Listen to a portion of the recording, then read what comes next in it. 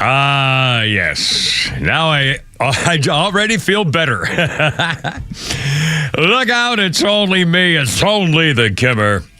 303 with Pete Davis, sidekick producer and sports raconteur extraordinaire, and the mechanical mangler at the controls. Flounder, let her rip Friday. Anything goes. How's it going? Another beautiful day in the neighborhood. We may get away with not an all entirely rainy weekend, so things are looking good. Yeah, it's number time to get you on board if you like. Anything goes, like always. 404-741-1230. You but Friday. I'm in love. Bum, bum, bum, bum, bum, bum. Pete Davis, what's new up in the mountains of Macon, they say? You got to remember that tonight, it's 4:19. Tonight, before you go to bed, you have to leave the milk and cookies out for Willie Nelson tomorrow. Well, that's true, because tomorrow is 4:20, and all Willie Nelson ever says is Saturday! Or every day. In fact, I can't believe this. I talked to you. Well, first off, Flounder, what's new with you in the last 24 hours? Anything going on here? All is well with me and this side of the microphone. Doing good. Excellent. In fact, I made a mistake like an idiot. Flounder told us yesterday that he's going to be doing something for a charity event on Monday, so he won't be working the afternoon shift. And so, yeah, right. So morning show. No, we'll buy it. Well, he's got a girl. With that girl, I'd be taking a lot of sick days. Let me tell you. Okay. So anyway, so he's going to be. So morning show got the short straw, so he's going to be filling in. I thought he was in today. So instead of bringing Flounder's cookies today, like I always do, I brought in candy for morning Joe. Morning Show Joe, but of course he's not here, so now I gave Flounder like 8 pounds of candy. I didn't know what Joe might want anyway. And the other thing was, apparently, I shouldn't. It's not my thing. I shouldn't be offended in any way.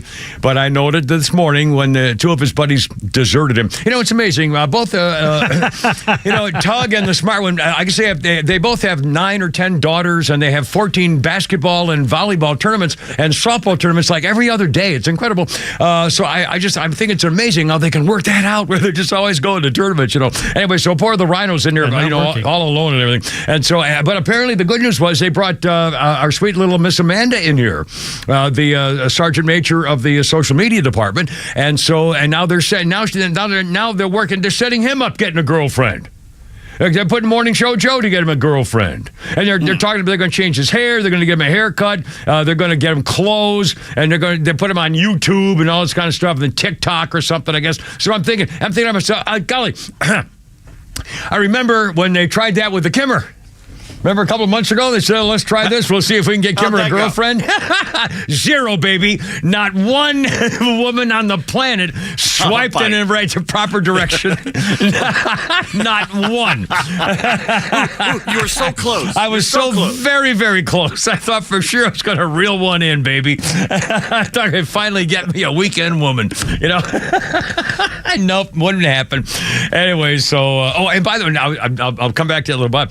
The other thing was, the Rhino was saying, I felt kind of bad for him. He does a lot of athletic stuff on the weekends, and he apparently hurt himself sliding into something, and so now he's got a bad shoulder or something, and he was kind of complaining about me and my aches and pains. Remember my knee sciatica and my thigh business the other day? I talked about it yesterday. Well, I've been plastering a bunch of stuff on and taking a whole bunch of pills, and this morning it got me like 4:15 a.m. this morning, and all of a sudden, oh man, it's freaking aching, and there's nothing you can do about it, stuff like that. So luckily, my little friend Gretchen had given me this a jar of marijuana cream, and so I forgot about that. So I took the marijuana cream.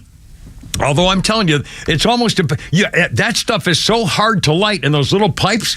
I swear to God, I just maybe you're supposed to put it in water and drink it. I don't know, but I couldn't fire it. I was unbelievable. But again, so now, so I got to figure out a way to take care of that. Anyway, let's see what else is going on. 307. Gosh, we got a billion things. We'll talk about the big fire thing and the CNN. We'll hear the girl talking about the guy setting himself on fire outside of the Trump trial. It's just the world has gone nuts. And by the way, that's fine with me. Now, I assume this is some screaming liberal anti-Trump person. Have they actually confirmed? I'm trying to think of now. The protester. I don't think they've said who. Day 4 man seen in a barricaded area. We'll talk about Douse himself set ablaze. I assume, now again, I could be wrong. I assume it's a Trump hater who I can't imagine it's a Republican. Some guy saying it's about time we stop picking on Trump, and I'm going to prove it by setting myself. It's got to be some leftist. It may not be a Trump thing. It might be a Palestinian thing. I don't know. But either way, if someone's that crazy, it's got to be a leftist, whether it's a Trump hater or a Jew hater, a Democrat Trump hater or a Democrat Jew hater. Notice the connection there. Okay, two bad things. Hating someone so bad you'll do anything to get rid of them, that's Democrats. And hating Jews, that's Democrats. So it really amazes me why a Jew would vote for Democrat. But anyway, so those two have it. So we got that going for us with those two things. I just lost my chain of thought. Oh no! Oh no! I can't believe this.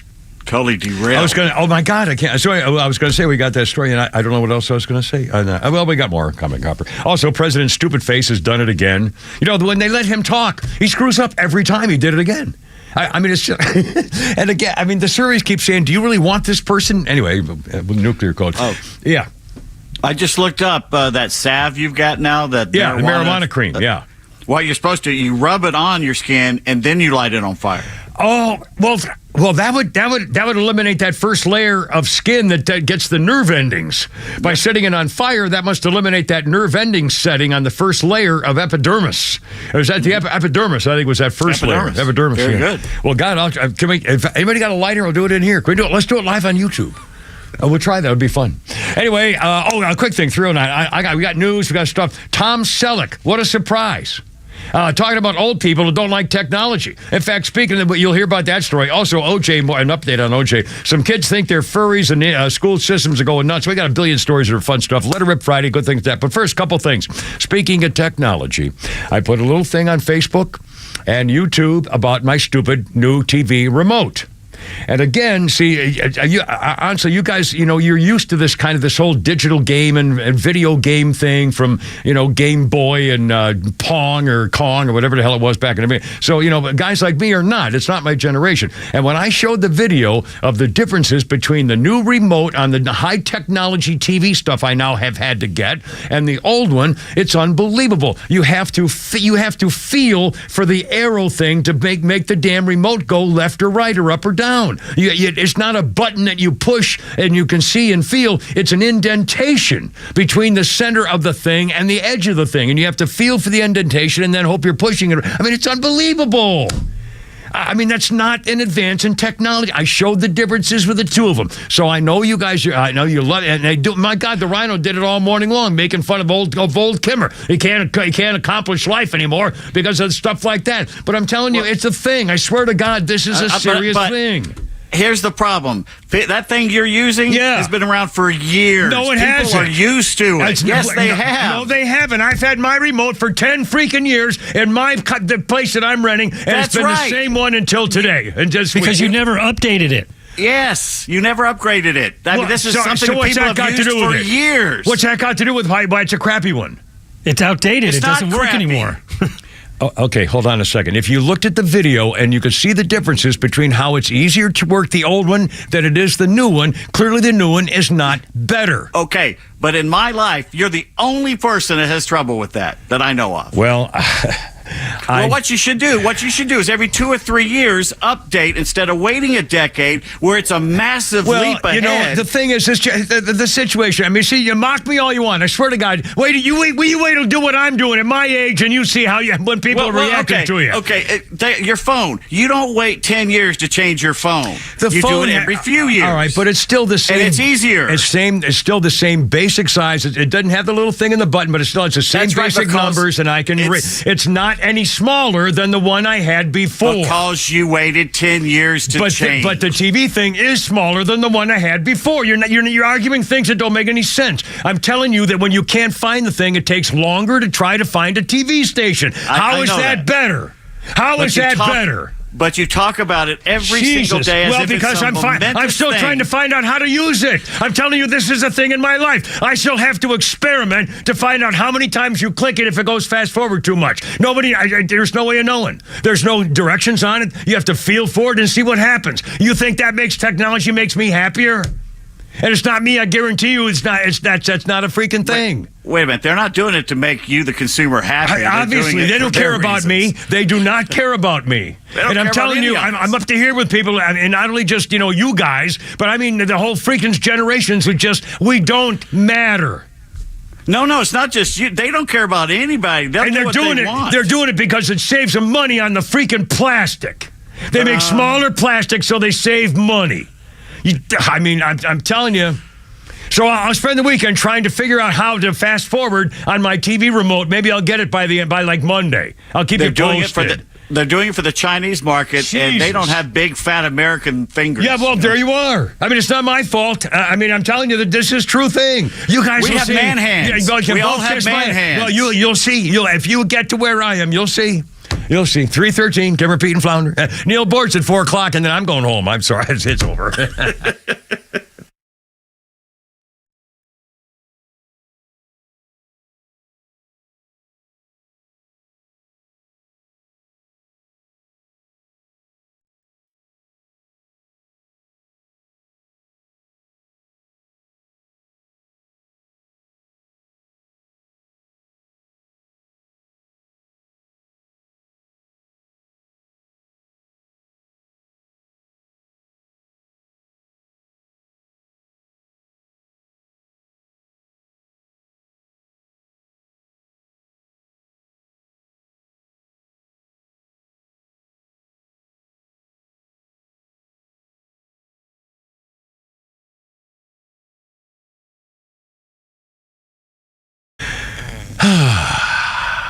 Just able to pause here for a moment. 3:14, Kimmer, Pete, and Flounder. It's Friday. Kind of a happy-go-lucky kind of a time here at the old 106.3. Yeah, nifty for you and me, having a good time on 106.3. I could do a lot of those, If they pay me like $50, and I'll come up with like 9 of those a week. How about that? $50. 3:15, let's call it quarter after. Well, I know what people do like me, Jeff and Mark at Atlanta Safe House, so anyway, sorry, I've had poof time. I don't think I've done that in the radio in 40 years. Anyway, Atlanta Safe House, locking up your stuff, keeping your stuff safe. And by the way, it's easy to understand how to operate your safe. They have safes that have dials on them and stuff and all kinds of things and different things. In fact, I would suggest going to atlantasafehouse.com, and you can see what they have to offer for their beautiful, beautiful safes and security stuff. Business safes and high security safes and jewelry safes. I've got a couple of gun safes. Wish I'd have taken them to Florida when I lost my medical records. You know the story. And it's my fault. It was a nightmare. It was stupid. I didn't think about it. How many people listening right now are thinking, oh, God, he's probably right. Well, I am probably right because I've also lost my Social Security card, which goes in your safe, not your wallet. You don't need it in your wallet ever. Anyway. So stuff like that. And as new pistol safes. Maybe you don't have a pistol safe when you're traveling around with it and so forth. Definitely a great idea. Professional delivery crews, #1 in Georgia. They use off-duty police, firefighters, and military folks to give them a little kind of a second income just to say thanks for what you do. They've been doing this for decades. Jeff and Mark at Atlanta Safe House. They have a showroom in Ackworth. Tell them I want to stop in there and tell them the Kimmer said howdy. They can also make you a family storm shelter. I'm not making that up. Anyway, please check them out. Atlanta Safe House. They have all the top brands: Browning, Fort Knox, American Security, and they'll take care of business. And they're not giving out your code to anybody who doesn't deserve it either. That's for sure. This is a non-woke company, and I appreciate them, and you will too. AtlantaSafeHouse.com.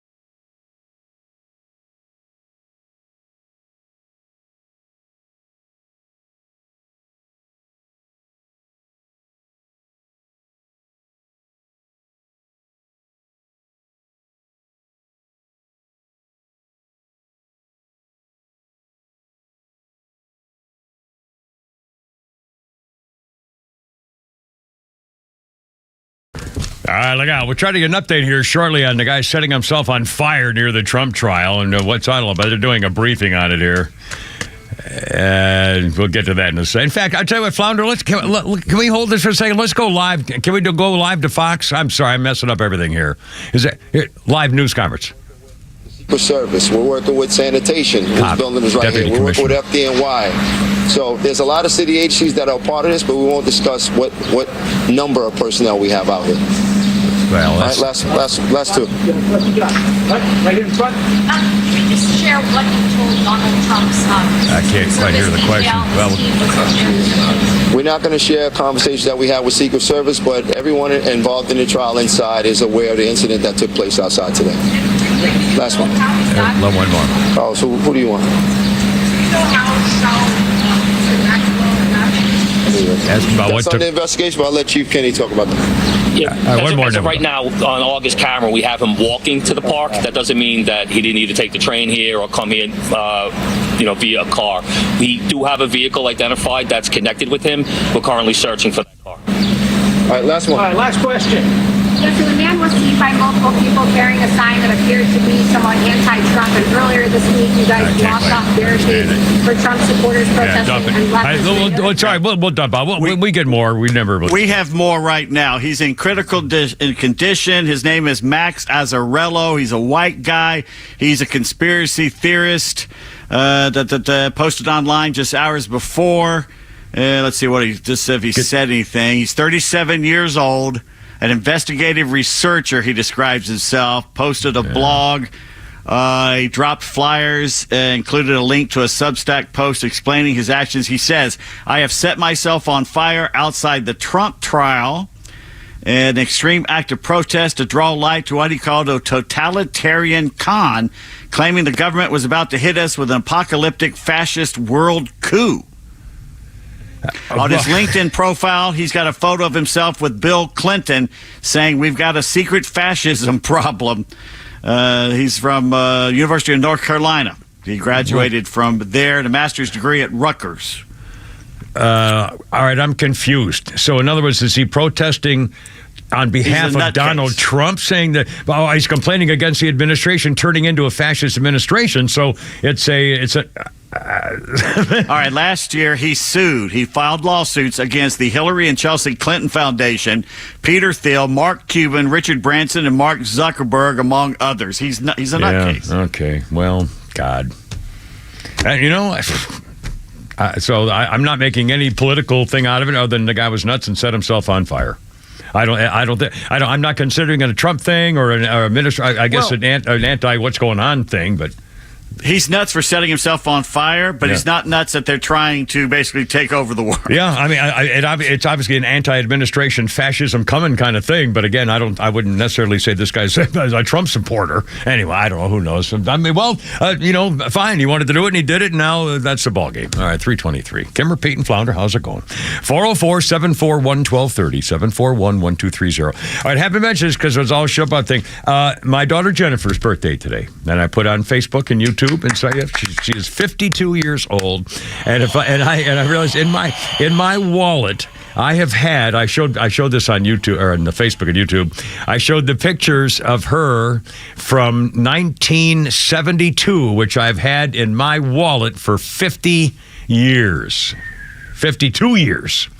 Anyway, it's her birthday, and so that's kind of sweet. And by the way, just a quick, excuse me, a quick thing. In fact, I'm kind of proud of myself. I'm holding up now a piece of paper, and it is a FedEx receipt, including a tracking number. I've never saved receipts on things like mail stuff or anything. Never. I put them in the car and then I throw them out or whatever. I just never think about it. For some reason, okay, here's what happened. I paid money to have it delivered. I paid $25 to have it delivered on Wednesday this week, 2 days ago. And the girl said, well, I can get it there by Tuesday for $101. I said, no, I'll take the 25. Swear to God. It's like, wait, it weighs like 4 ounces. I said, no, we'll have 25 for 3 or 5 days. That's good. Well, so I called Jennifer. I texted her, Jennifer, Wednesday, no package. On Thursday, yesterday, no package. I thought, oh, crap. I had it sent to her mother's house, Hopple, my favorite ex-wife, the one who loved me, and her husband, who lived near Jennifer. So Jennifer didn't have to go get the package because she'd be seeing her mother. Okay. So all of a sudden, there was no package. And I said to Jennifer, I said, oh, my God. So she texted her mother and said, where's the package? There was no package. Somebody stole it. So I said, I couldn't believe this. I found the tracking number. And I said, oh my God, I've got this. So check this out. So she looked it up, and there was a photograph of the package being delivered at her mother's door. And I thought, oh my God, somebody stole the package that I sent for Jennifer's birthday. And then it turns out, actually, my favorite ex-wife thought it was a present thought it was a fishing rod for her husband, who's a big fly fisherman. And so she put it in his office. And so now because I told her it was coming, but she didn't reckon anyway.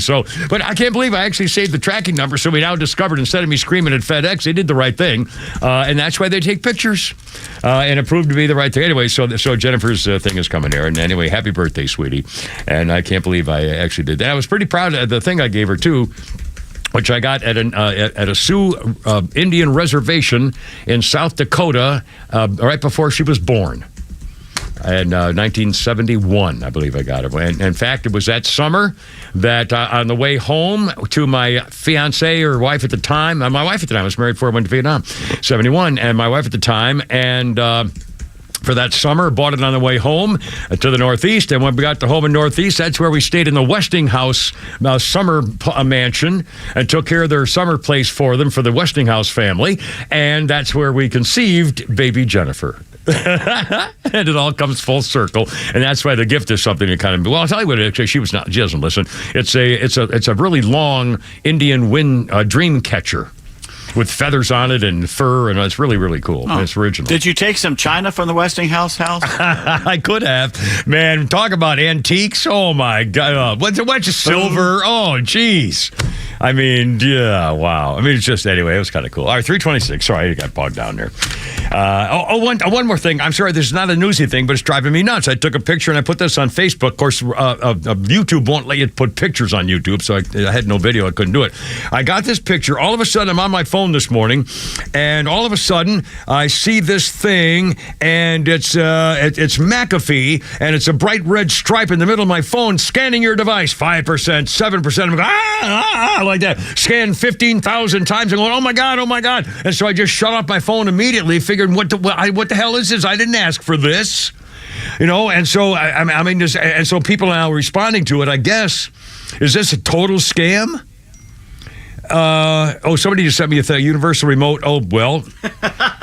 Good. All right, now I get to learn a new. I'll get it. I think, but that one I just sent you. Sorry to cut you off in the middle of the conversation. No. That one looks similar to the one you used to have. Yeah, and is this available? Yeah. Yes, on Amazon. So maybe I'll order it. God. I'll order it, and then we'll try it out. And we think it'll work on my new TV. It should, yeah. Now, why didn't they tell me, by the way, for $20 you can have, or whatever, God. It's off 12. And thank you, Flounder. I mean, even 9 of them then. We'll give them away for presents. Who wouldn't want to have this? That little teeny crappy thing doesn't show you anything. I'm sorry. I'm being an idiot. I'm losing it. I'm sorry. It's been a weird situation. Everything's fine. But there's so much new stuff. It's just everything's new. And the whole thing with the VA, and I canceled all. I mean, it's just upheaval, and I'm done with it. I'm just done with everything. We're gonna fix it. I'm gonna be down there Monday, and I'm gonna stand behind you like Al Capone with a baseball bat. There's no I in team, because when you have your team, enthusiasm. A man's got to have enthusiasms. Wham! Yikes! Anyway, 328. Now that's a scam, right? And now McAfee's a legit organization. So how did that? I didn't ask them to scan my phone.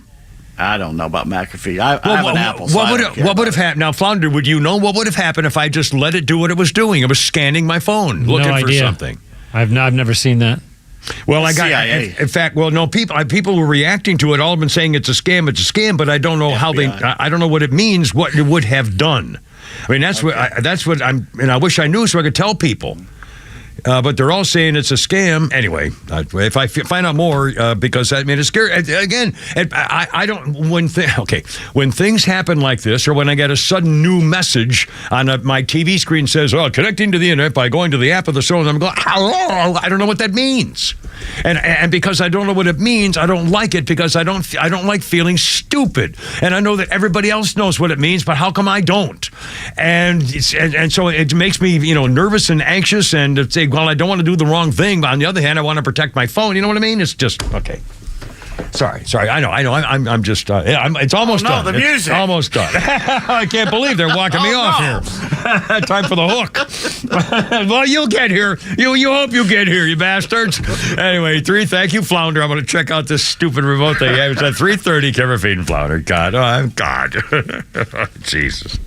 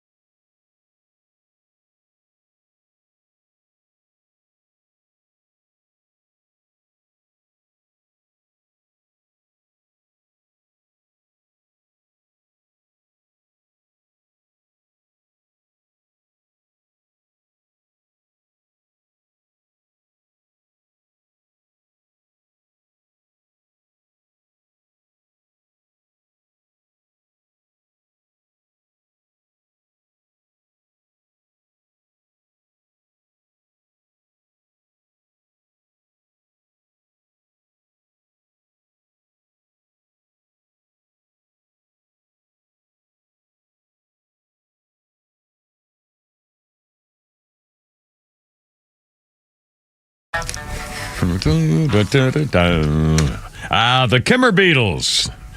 The real Beatles. 3:33 with the Kimmer, Pete, and Flounder. Let Her Rip Friday. Anything goes. Stand by. Here we go. Well, I thought they were going to sing there. That's just not right. I used to time these intros. See, way out. That's the Beatles. Here we go. It was on this day in 2010, a week after Catholic Church officials published an article in the Vatican's La Visitatore Romano Titano newspaper. The article said that they forgive John Lennon's remarks about the Beatles being bigger than Jesus. Ringo Starr rejected their forgiveness. Screw you, pal. The newspaper's editors had written the Beatles said they were bigger than Jesus and put out mysterious messages that were possibly even satanic. But what would pop music be like without the Beatles, unquote? Well, Ringo, that's a pretty nasty thing to say from the Vatican. Put out mysterious messages, possibly even satanic. The Vatican saying the Beatles could be putting out satanic messages. No wonder Ringo was ticked off. He said, I'm unimpressed. Didn't the Vatican say we were satanic or maybe satanic and they've forgiven us? I think the Vatican, they've got more to talk about than the Beatles. If they're forgiving people for being Satan. Good point. God. I don't know. See? That's not really been a thing, has it? With the Beatles, they're not, seriously linked. Not since the 60s. Yeah, I mean, God. I mean, come on. Jeez. Birthday list includes that idiot Jesse James. In fact, Flounder's birthday guy writes this. Jesse James, 55, heavily tattooed monster garage dude who was probably the worst mistake of Sandra Bullock's life. Yeah, she married him, and then he started cheating on her. Oh. What the hell was that? I mean, serious. What do I? Yeah, like I know what I'm doing. Anyway, 3:35. Pete Davis. Yes, sir. Are you going to be mentioning in your Holy Crap at Sports later on after 5 anything concerning a certain road race of people in your sportscast? A road race with cars? People running. Foot people running anyway. High school girls. Okay, then I won't be. I'm going to mention this and on a history note. I didn't want to take one of your history notes if you were going to do it because. Oh no! If it's a history thing, no, I'm not. Okay, on this day in 1887, the first marathon held as an American event, the Boston Marathon. 1887. On this day in 1951, the winner of the Boston Marathon was a Japanese runner named Sakiraki Tanaka, who just happened to be a survivor of the nuclear bomb attack on Hiroshima. Can you imagine the life that guy's had? And he won the Boston Marathon in 1951. 3:36, Kara, Pete, and Flounder. Look out, the 3 o'clock hour. Brought to you by our good friends at First Liberty Building and Loan. Yeah, I didn't mean to sound so mean about it. If you need money, by God, First Liberty Building and Loan. If you need financing to grow your business, then please visit firstlibertyga.com. There you are, 3:36. Yada da bum bum boom, huh? Everybody happy? Everybody's good? Friday. 404-741-1230, 741-1230. And by the way, I told Flounder, I said, we're not going to be too rough on Morning Show Joe when he shows up Monday for Flounder's got to do some charity work Monday. So I promise we'll take it easy on him. It'll be fine. Just if you can get some comedy bits, In fact, I got one coming up here anytime you want, Flounder, in the next few minutes. Sponsored by Nucky's Hoagies, the Subway Sub-Sisters. That's right. Had a little fun over there and some exciting times to do. A little Hoagies, Nucky's Hoagies. I got to commend you right now. Well, what do you mean, sir? That your girl dropped her album, and you have yet to play one song. Well, come on, Pete. No. Well, I'll say this. In fact, I wrote it down. I was going to say, my phone kept popping up with all these new news stories. Oh my God, Taylor Swift faked out everybody at 1 o'clock in the morning, dropped a double album, and I'm thinking, I don't care. I mean, I do care about her love life just because I think it's a fun story, and at their stage in their life, and she's finally acting like a girl, and she's getting all giggly and mushy and holding hands, and he's kissing her in public. I mean, I wish. I thought I had. So so that to me is a great thing to do. So anything like that with the two of them in relationship stuff, I'm all over that. But I don't give a damn about her music. There are like 2 songs I like, and that's it. I mean, I like. I didn't remember what I like. What the hell do I like? I like early ones. I like the Teardrops on My Guitar, and I like the one, the country music, the other country music guy, the Somebody So-So song, whatever the country music's name is song. Well, that's the Kimmer Taylor, the early stuff. Yeah, the early stuff. And I do like the one, Shake, Shake, Shake is okay. It's not great, but it's okay. And I do like the one, You Belong to Me. That's a good one. So I got like 4 songs I like of hers. And I got a couple of them on my Magic Stick. I used to have them on my CD, but I don't do that anymore. So anyway. But I hope, I really don't care anything about her music. I wouldn't go to a concert for Man on the Moon. Now I bought stuff of Taylor Swift for my granddaughter for Christmas. You can now watch that Eras thing. It's either on Amazon or Netflix. Yeah, I heard now. Somewhere. Yeah, I have no interest at all. Absolutely. I couldn't care less about going to a concert. In fact, okay.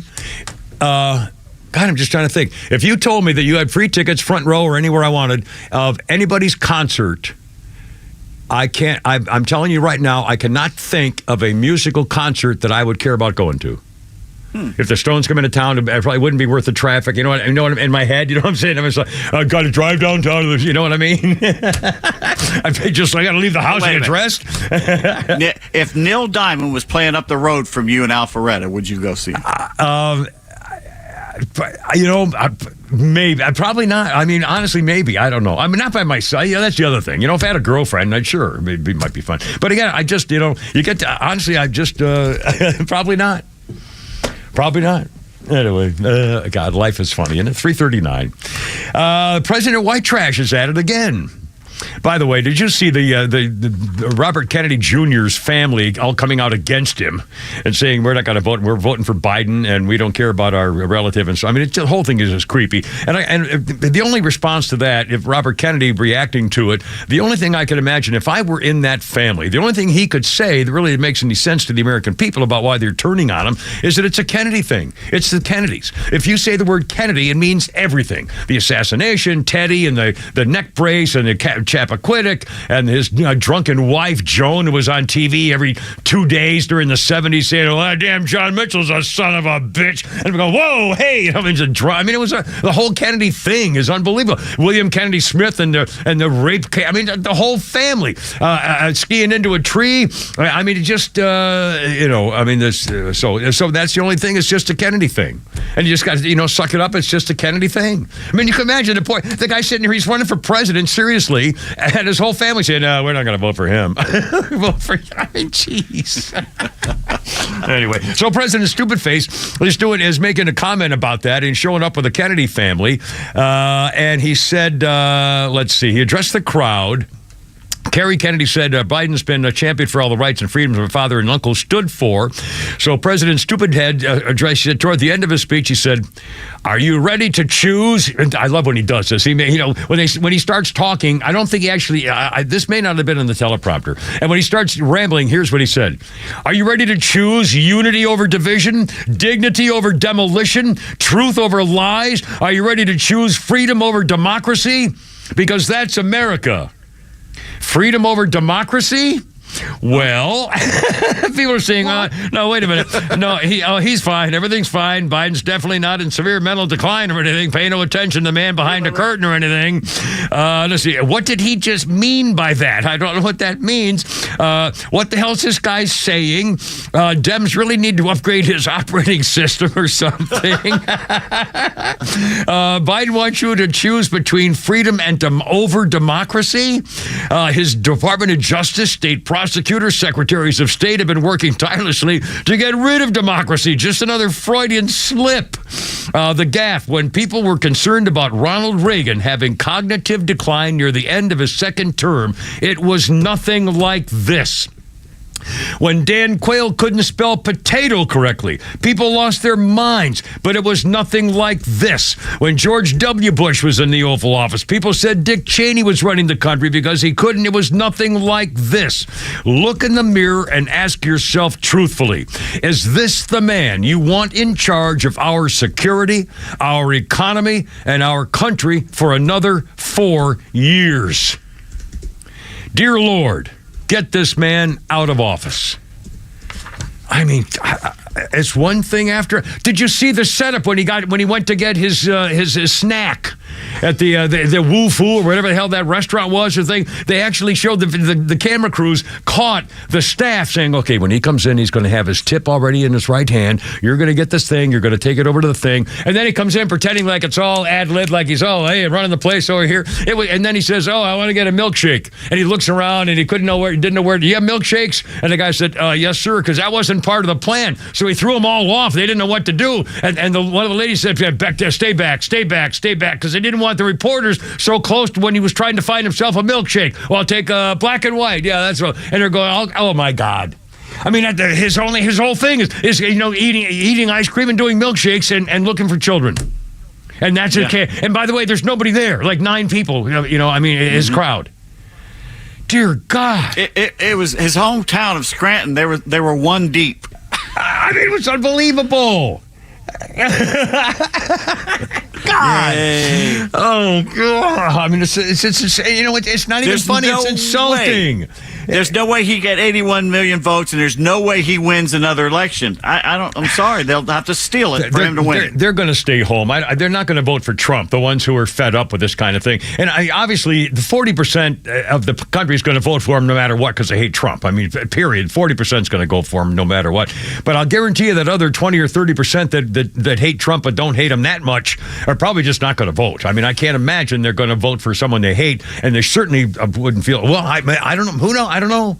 Because you got to wonder, it's the moms and the housewives who go to the store and are buying the groceries and seeing the inflation. Yeah. So, I mean, you have to wonder if a good portion of them are just going to keep their mouth shut and say they voted for Biden but voted for Trump. Yeah, or not go. I don't know whether the housewife types will be, because every one of the women who came out of the jury pool that didn't get selected all have the same kind of attitude against Donald Trump. And I don't know how pervasive that whole female thing is. But at least if they're angry about Trump, they can't believe that the Democrats are doing anything good for the future of our country. And certainly the economy, my God. And so how could it... Like you, how could any parent that has daughters these days be voting for Biden? Yeah. In fact, it's 4:45 already. I can't believe it. And by the way, Neil Bortz joins us at 4 o'clock, which is going to be kind of fun. But we'll talk here coming up shortly about Caitlin Clark. I've changed my whole attitude about this girl and what she's meant to the country. And as a father of daughters, all of a sudden I'm looking at these sports guys and reporters thinking, you lousy, stupid, narrow-minded pigs. You wouldn't do this to my daughter, and you wouldn't do it to a guy. I mean, just juveniles. The sports writers are exposing who they really are. I know, I can't. Now, Pete will know this firsthand more than most of us. Anyway, coming up, I can't believe these idiots. Just pigs. It's 4:45. 4:45. Here we go. Look out.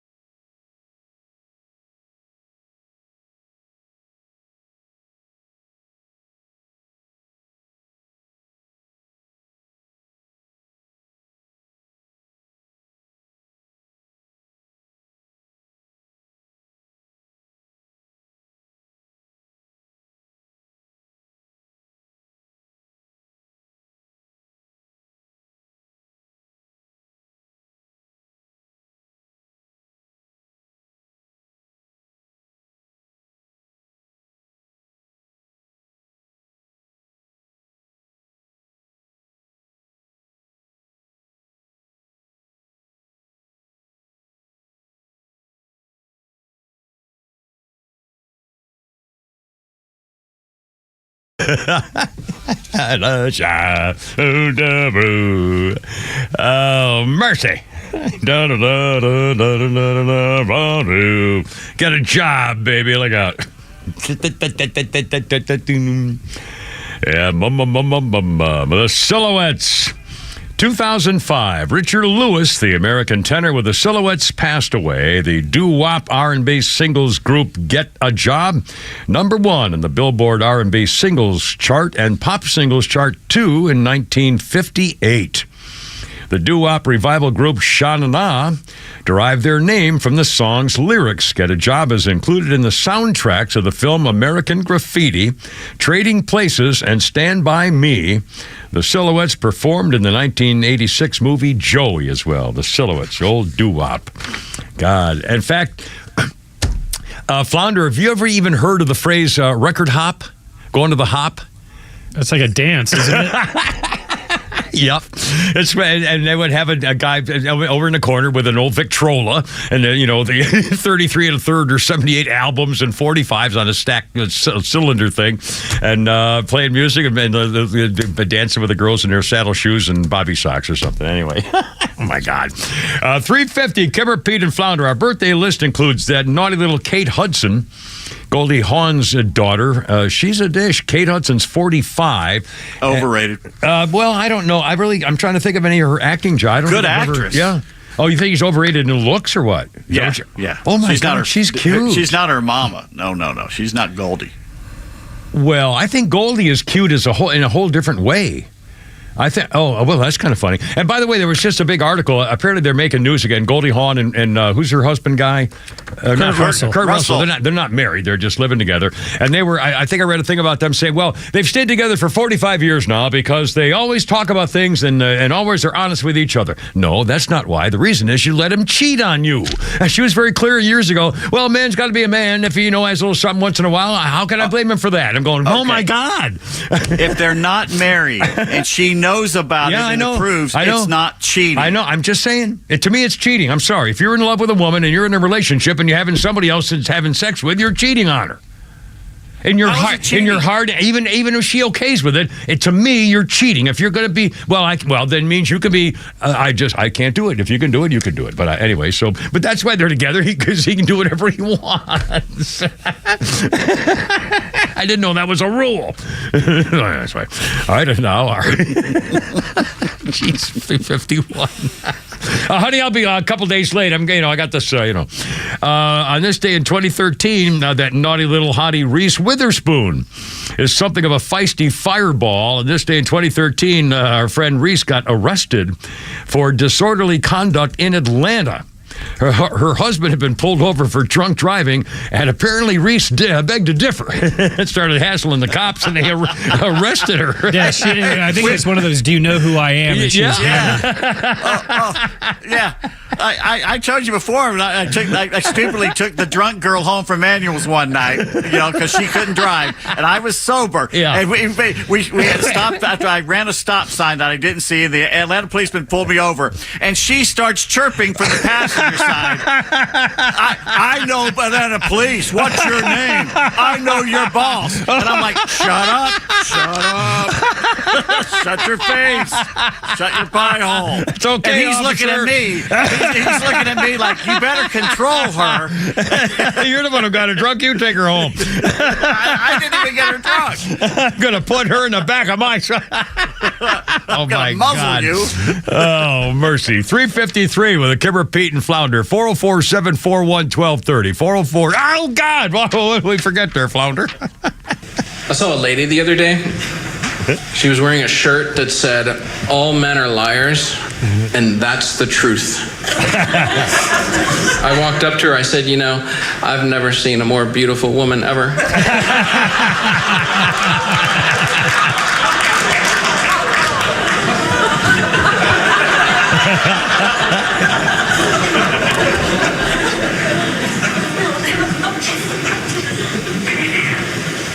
Have you ever gotten dressed and then hours later realize you've got a bounce dryer sheet in your underwear? Yes. My pant leg. A friend of mine went to give me a wedgie. He pulled out a bounce dryer sheet.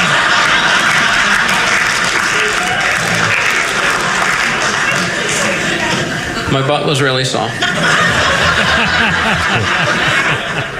And who's that founder?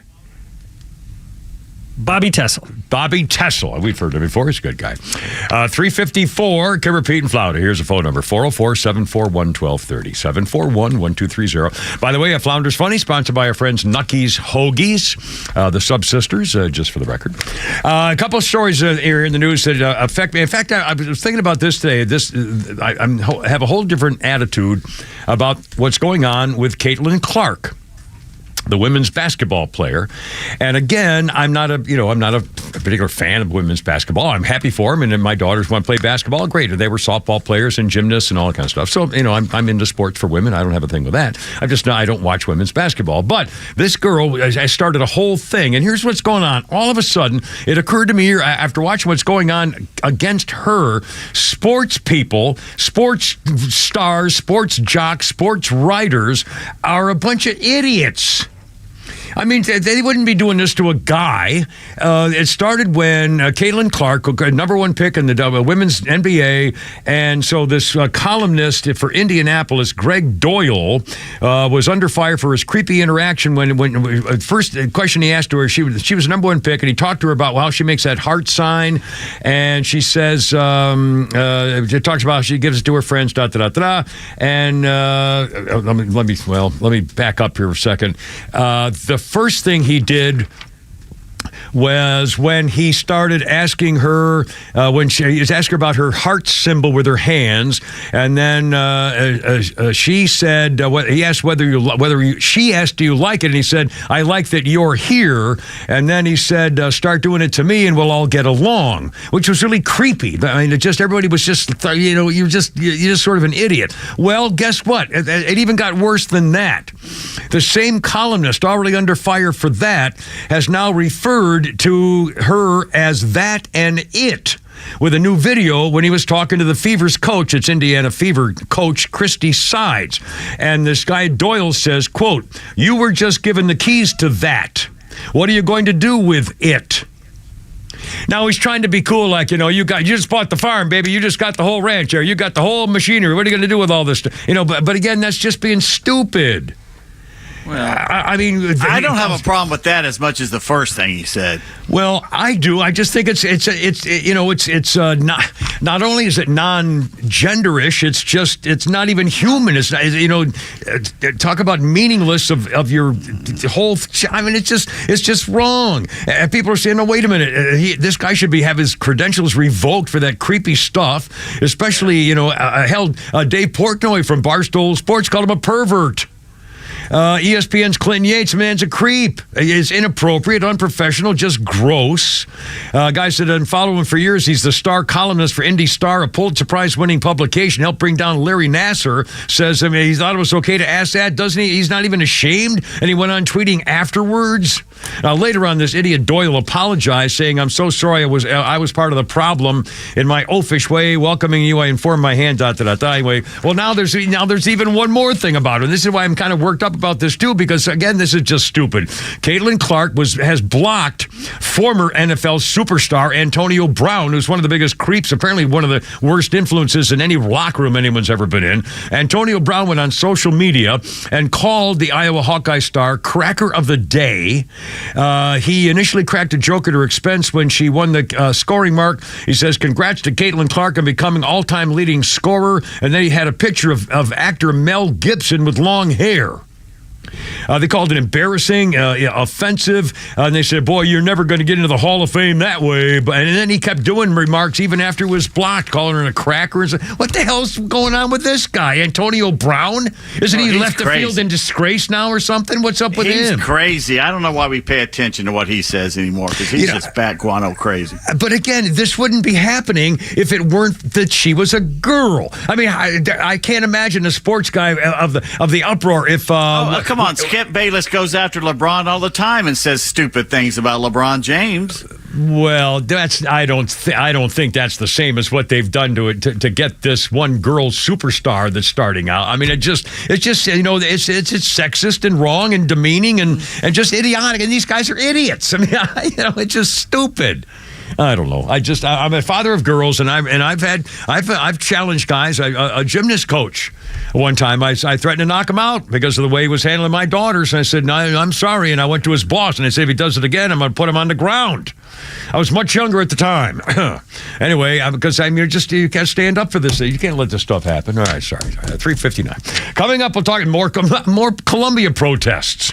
Okay, we'll talk about that. Also, school district in Utah is saying, no, our children are not allowed to dress like animals. A furry movement is not true at our And then there's a transgender teenager wanted to plan a massacre at school so people would remember her.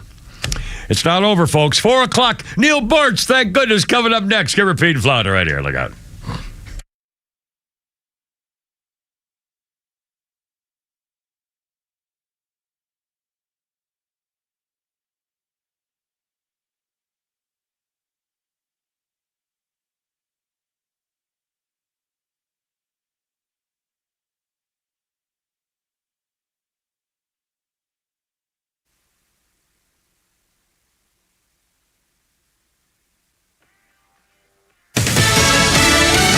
Jury seated. I'm Jack Callahan, Fox News. 12 jurors, 6 alternates sworn in this afternoon to hear the former president's business records trial in New York City. Opening arguments begin Monday. Over $130,000 paid to former Trump attorney Michael Cohen, who claims he paid the money to adult performer Stormy Daniels as part of a non-disclosure agreement. Prosecutors say the former president hid the true nature of the reimbursement payments, falsifying business records. He denies having an encounter with Daniels.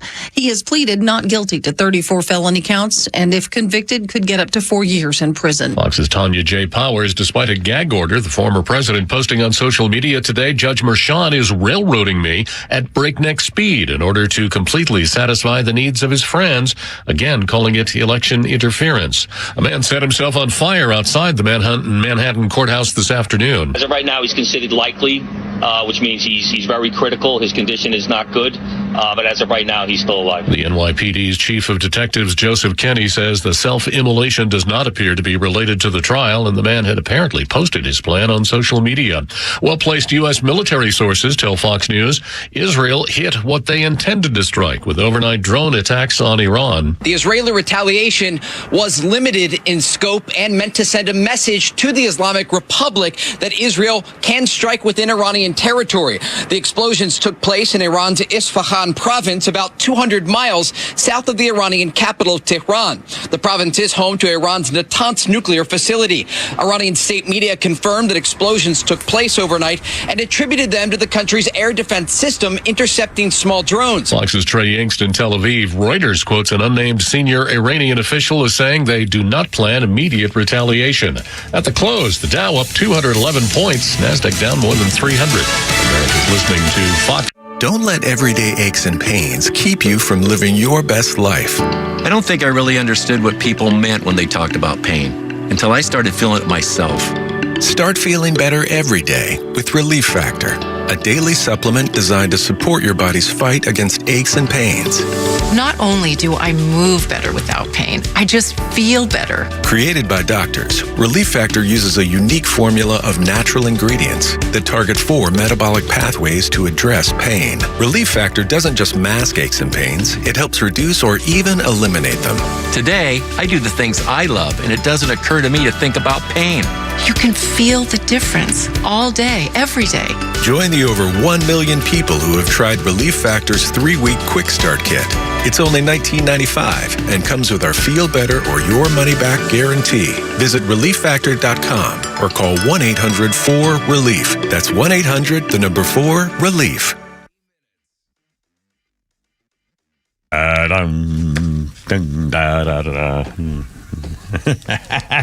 Look out.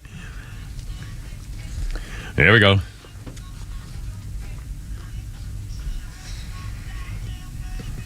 It's Elvis, and on this day in 2005, it was announced that 2 30-second TV commercials designed to attract vacationing families to Graceland to experience the real Elvis Presley. Those 2 30-second spots would air nationally in America in April of 2006. It was the first time in history of Elvis Presley Enterprises that the company had used TV advertising to promote Graceland in 2005. There you go. Little jailhouse Roger. 403, here we go. There we go. That's what it was. There we go. 404, our birthday list includes James Franco, 46 years old today. Creep. What now? He's a creep, too. Okay. I think I've read enough about him where I think everybody tends to say the same thing. He's sort of a jerk.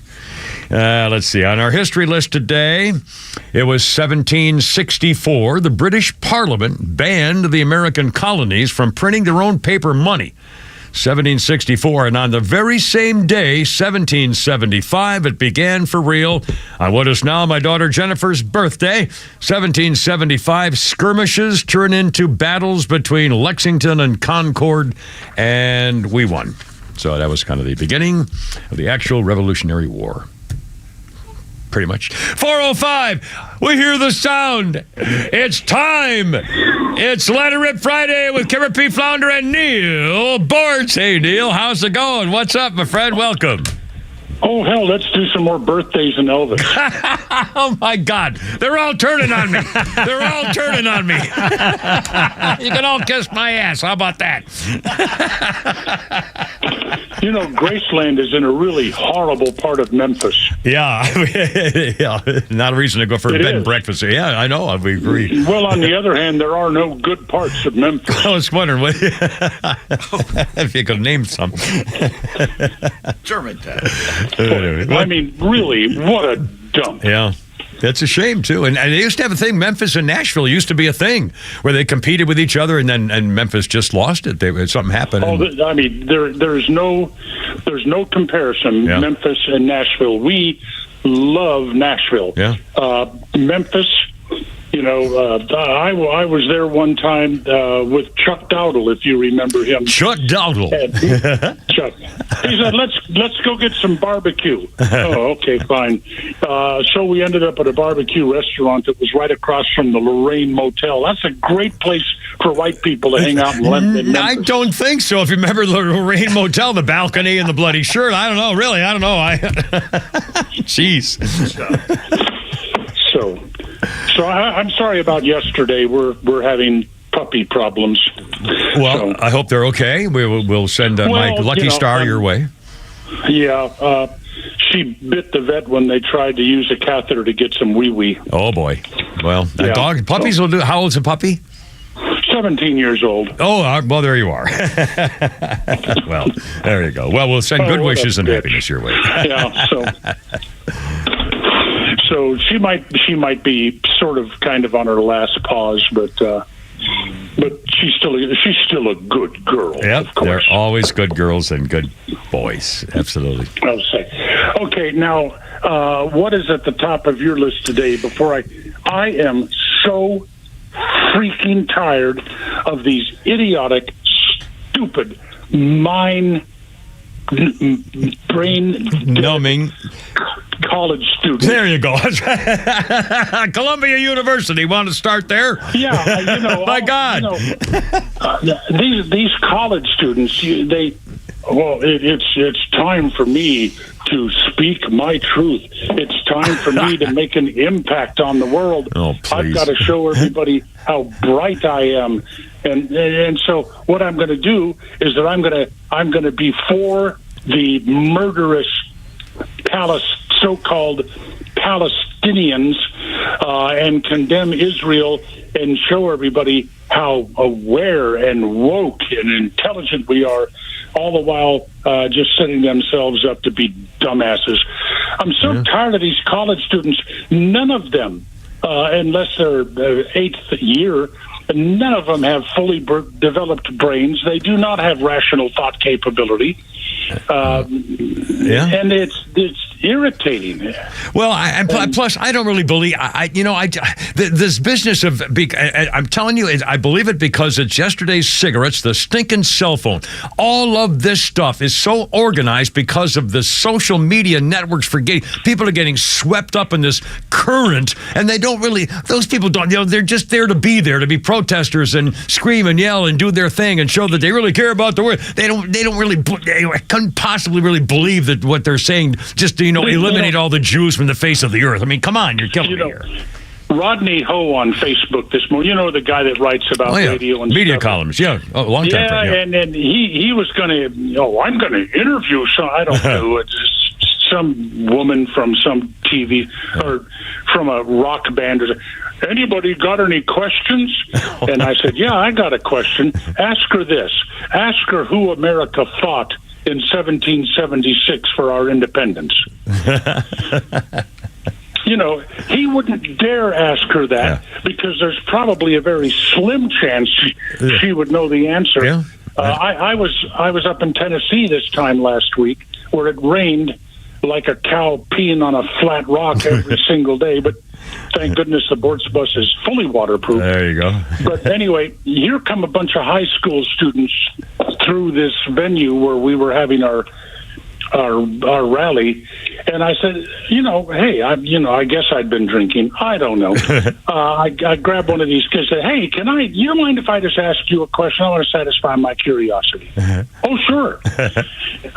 And I said, what country did America fight for its independence in the Revolutionary War?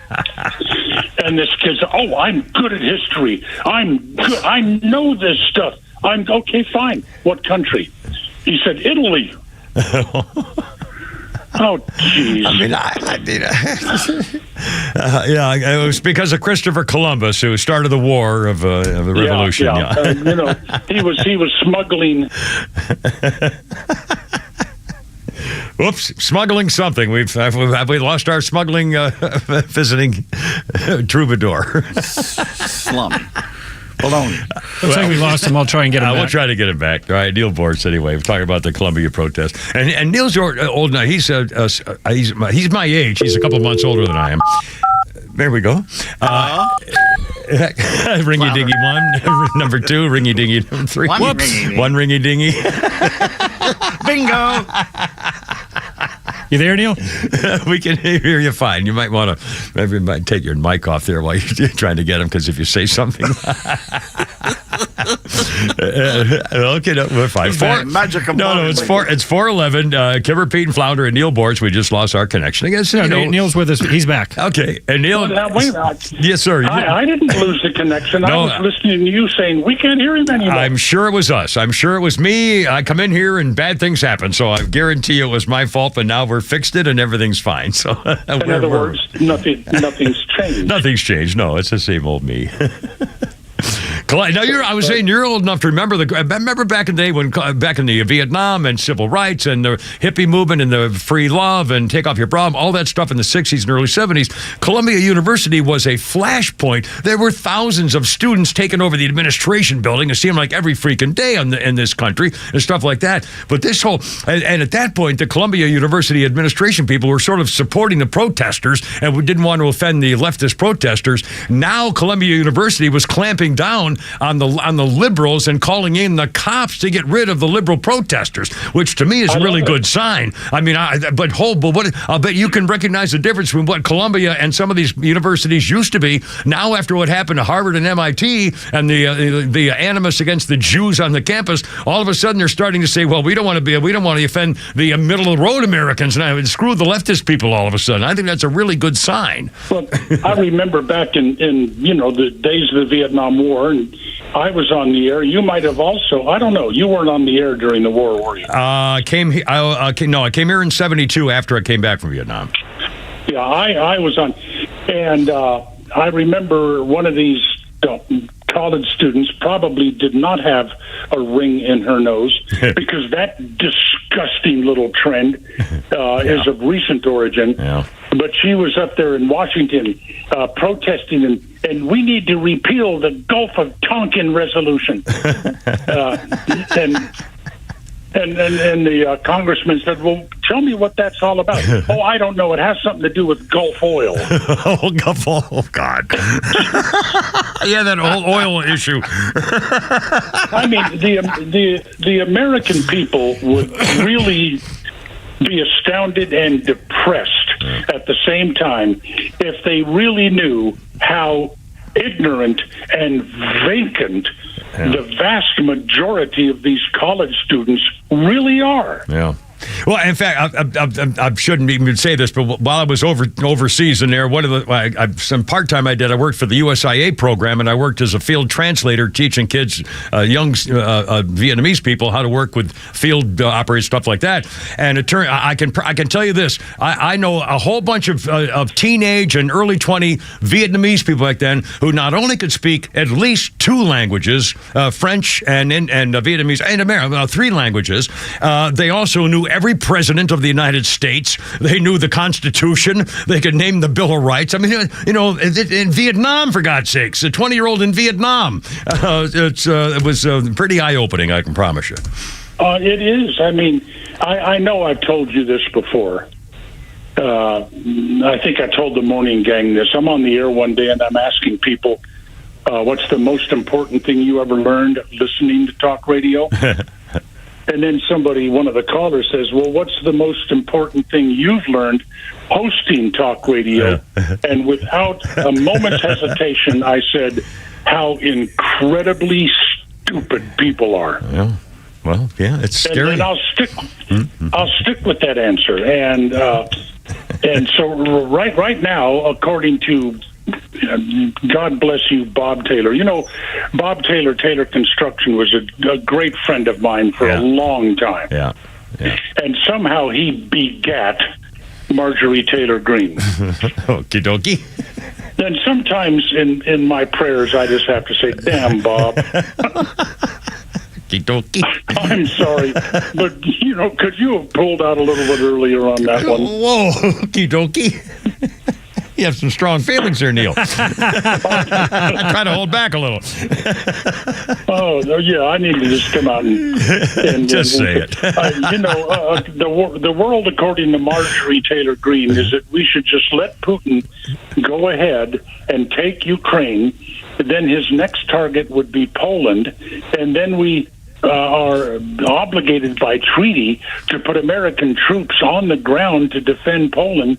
And then let Marjorie Taylor Greene crank up that just intensely white-hot, brilliant brain of hers and tell us what we're going to do then about Russia trying to take Poland. Well, we'd definitely be in it then. In NATO, here we go. Why don't they start defending their own country and their own territory? How come we have to do everything? Well, I mean, that'd be fine, but they don't have the wherewithal to stand up to Russia. Yeah, I know. Yeah. And I know you got up early to hear my commentary the first thing. I always hear your comment. I listen to the show starting at 5:45 to make sure that the show we did the afternoon before starts on the morning to lead up to the 6 o'clock guys. I listen all morning before 6. Yes, sir. Well, I'm not up. I am. But at any rate, some country is going to dominate this world militarily and economically. They might be different countries, but if you don't want the country that dominates our planet militarily to be America, then just come on, stand right up like a man right now and tell me what country you want to dominate if you don't want it to be yours. Yep, that's the question. And and then why in the world? I think in Florida DeSantis wants people to learn about communism in schools. Well, when I was in high school, we all had to read a book. I can't even remember the name of it. But it was about the evils of communism. Hell with that right now. We need to be teaching these people the evils of Islam. It is not a peace-loving religion. It is a religion dedicated, well, as their own book of cultism tells them, that if you're not Islamic, you either need to be enslaved, or you need to be killed, or you need to be converted. That's the three choices in the mullahs of Iran have for the world. That's the three choices that the Hezbollah weird beards have for this world. You're not a Muslim? Okay, then either you're going to convert, or you're going to pay tribute and become a slave, or I'm going to kill you right here. And these idiot kids need to be told what Islam is really all about. Some rag picker in the desert decides he's going to create nothing else had worked for him. Yeah. So he just decides he's going to create a religion. Yeah. And there were enough stupid people in the world to pick up on. Did you hear what happened in Saudi Arabia when there was a fire at a girls' school?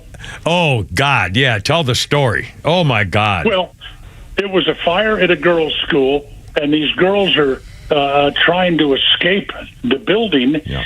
And you also have these Islamic goons called the Committee for blah, blah, blah. But anyway, these Islamic goons charged with the responsibility of enforcing Islamic doctrine were forcing these girls back into a burning building because their heads weren't covered. Yeah, weren't dressed properly. Yeah. Yeah, and that is your wonderful peace-loving religion of Hamas, Hezbollah, Iran, and the cult of Islam. Yeah. Well, hell, we got members of Congress. The squad people are saying they do not support Israel fighting back, and they do not condemn Iran for attacking another country, Israel. I mean, here we go.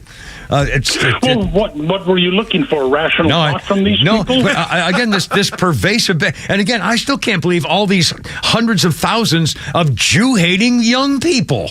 I mean, it's just, I'm flabbergasted. Seriously, where the hell did this come from?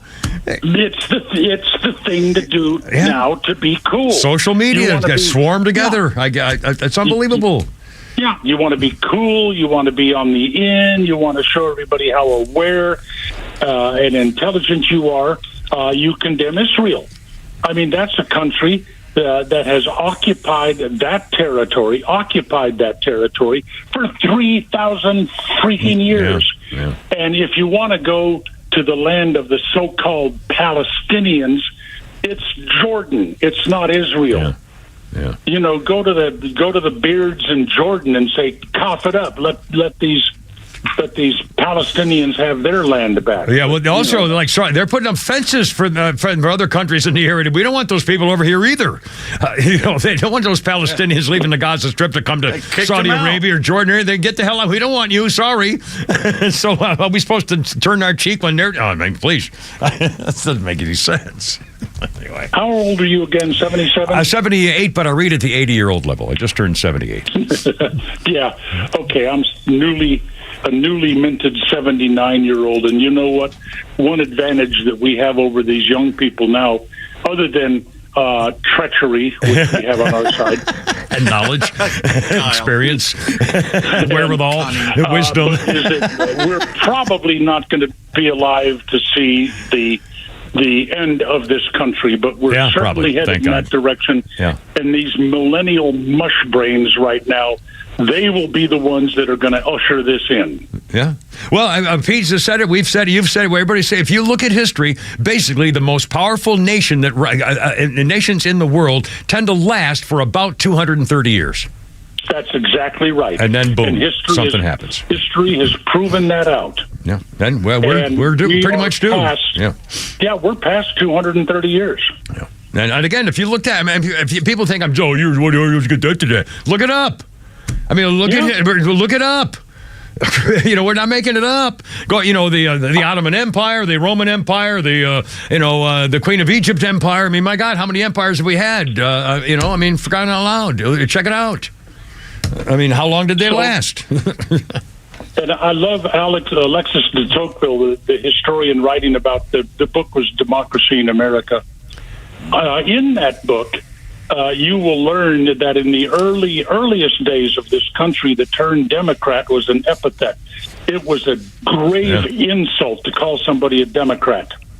Wow. And the basic operational definition back then was one who panders to the mindless whims of the masses. The masses, and if that doesn't describe the Democrat and the Democrat Party of 2024, then it can't be described. Yeah. In fact, that brings up a thought. I'm just remembering. I'm old enough to remember when I was younger. The one word or the one kind of link you would make if someone there was a bunch of Democrats. The one thing that they all kind of tended to stand for was unions, which means get everybody protected from. Make sure you got all your protections in it, so you don't have to worry about all this outside stuff. To get everybody in together in your union protection system, and that's what they were known for. Is this anti-management and protecting the worker, the communist, socialist worker person thing. But now, oh my God, this is what they're doing now. The Democrat Party's not even close to it. And the regular old Democrat Party 40, 50 years ago was just, guys who believed in unions and, fair wages, stuff like that. But they weren't these people, doing what they're doing to us now. Gender changing and trannies and bathrooms. I mean, my God, that just lost their way. Well, I mean, what do you think is the most dangerous union in America? Teachers. Absolutely. Yeah. The National Association of Educators is not only the most dangerous, but you talk to any politician in Washington, D.C., it is the most powerful and the most feared union out there. Well, they start with the young. They start with babies. I mean, if you're a factory worker, you're in the, AFL-CIO union, you're building cars, and, I'm not worried about you, but if you're teaching my kid things that I think are really anti-American, I'm very nervous about the forced government education camps we have going here. Well, I love this new law that they put in. I don't know, has Kemp signed it yet? Which one? Senate Bill number 233, the Georgia Promise Scholarship Act. Don't know what that is, I'm sorry. Well, the unions are really pissed about this one, too. It grants to students from mostly poor and minority families educational freedom. It offers them the parents of these students, for each student, would get $6,500 annually from the state to be spent on education, on private schools or tutors or homeschooling or what have you. Now, this will be for schools that score in the lowest levels when it comes to getting the job done. But in Georgia, federal data, only 21% of black students, only 23% of Hispanic fourth graders can even read. Yeah. Can even read. Yeah. And people say, well, it's not fair to take away public education. Well, it's not working. If it's not working, then fix it. By the fourth grade, I was reading Lady Chatterley's Lover once a week. Well, but you and I also, I mean, my parents, Pete's parents, Flounder, all our parents said, let me see your homework. What are you doing? What's in class? We had parent-teacher counselors, and by God, I heard about it when they came home. The parents were involved. They read to us. They took us to the library. They checked what we were doing. They were involved in our schoolwork, and the whole world's different. We also used to sit down at the dinner table and make sure everybody knew what everybody else was doing. The whole world is different on this, and the breakup of the family and these union stuff, and I don't think parents know what the hell's going on in school anymore. I guarantee you. I guarantee my parents did. Yeah, I was blessed, and you're very well aware of this. I grew up on military bases, Marine Corps air stations, and let's face it, the educational level was a little bit better there because these Marines weren't going to put up with a lot of freedom. That's right. BS. Yeah, but they weren't. But the schools are abysmal right now, and the teachers unions and the wokesters, they say, well, we need to redo mathematics education. Getting the right answer is not is important. It's only the process by which you tried to get the right answer. That's the only thing that's important, and also the enemy of the world apparently now is individualism because individualism is all about white supremacy. Have you got enough gum for the whole class? You know, I had that happen to my daughter in a nursery one time. I went and picked her up, and she was crying. This is daycare. Why are you crying? They took my candy. Why? Because they didn't have enough for the whole class. Yeah, right. I turned. Donna still is mad at me for this. I turned the car around. I went right back to the daycare center. Did you take my child's candy? Why? Well, she didn't have enough for the whole class. Yeah. And I said, do you own a home? Yes.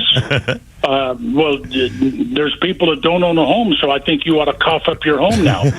You're not allowed to own anything unless everybody has it. I said, is that your philosophy you're teaching these kids here? I mean, I really laid into them, and the lady reached in her desk and pulled out the bag of candy, said, you hand this back to your daughter, tell her to bring it tomorrow, and I apologize. Well, there you are. And again, I can see, they're trying to teach you to share, try to teach children to share with others less fortunate of the whole.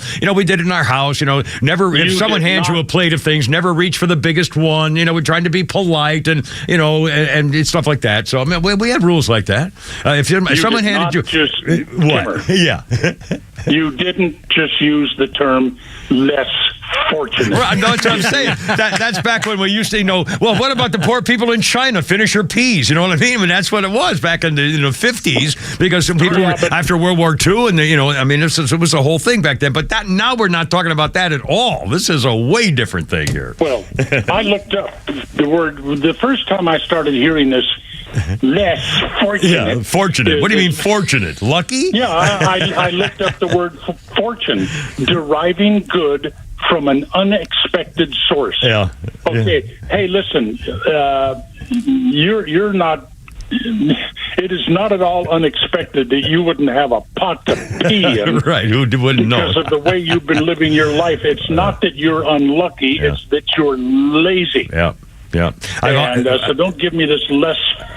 And another one that really bugs the ever-loving hell out of me, giving back. Is what? I'm sorry, I missed it. Is what? Giving back. Oh, giving back, yeah. Wait a minute, what do you mean? Yeah. This person is wonderful. They're giving back to the community. Giving back? What the hell are you talking about? Are you telling me that everything they have was given to them, or did they earn it? Yeah. Well, they're not giving back. They're giving, and there's nothing wrong with giving, but don't tell them that they're only giving giving stuff to people that was given to them in the first place. Yeah.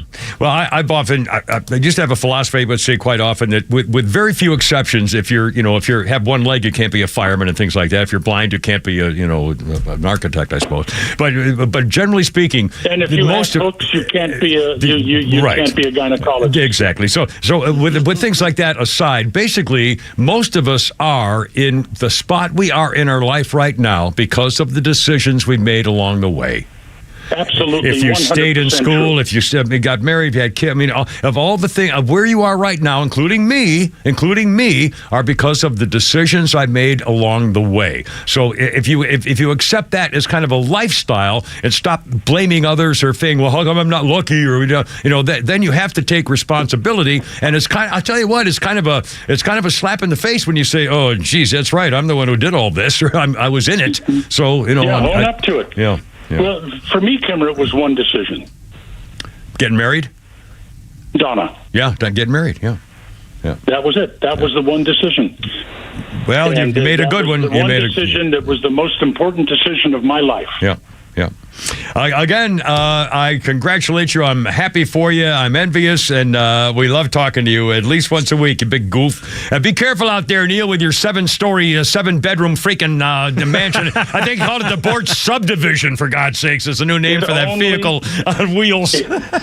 It only sleeps 2. Oh, yeah. Ahead of time. Yeah, all right, gotta go. You're killing me. Neil, be careful out there. Hoorah. Keep a rubber on the road, my friend. 433. Thanks, Neil. We'll see you next week.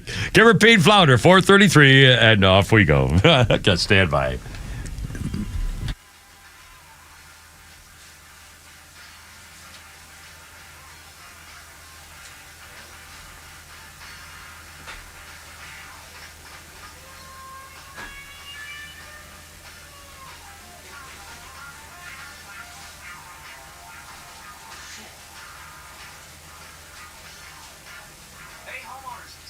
with some exciting news. Southern Exteriors is your one-stop solution for top-notch exterior services, from roofing to siding, windows, gutters, and more. No more waiting. They can start on your project immediately.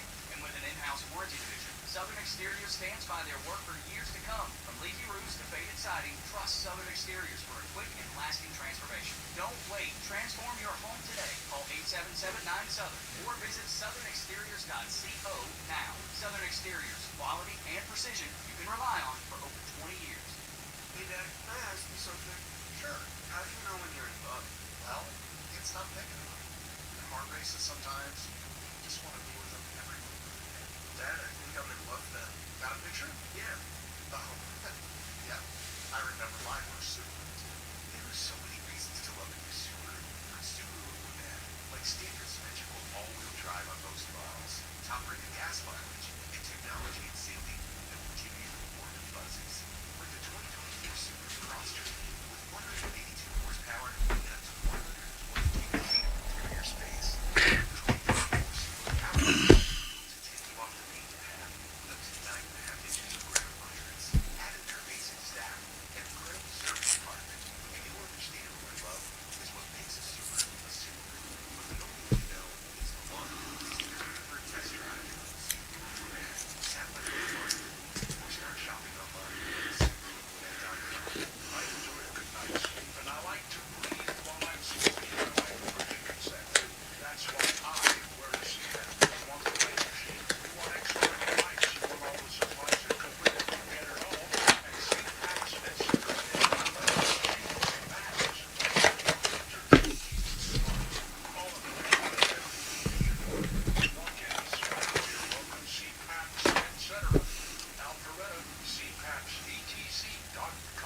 What are your plans for your business this year?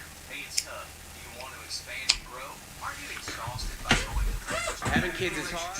And a week later, you got a new person to deal with. You have to start all over again. You don't have that with First Liberty Building and Loan. The Frost family has been helping businesses grow since the 90s, and they want to know you. Unlike big banks, they want to partner with you. The Frost family knows the patterns. They know the ebbs and flows. They know business. Get to know them at FirstLibertyGA.com. Building a building, buying a franchise, expanding. Reach out to them. Spend 10 minutes with them. See if you're a fit for them and if they're a fit for you.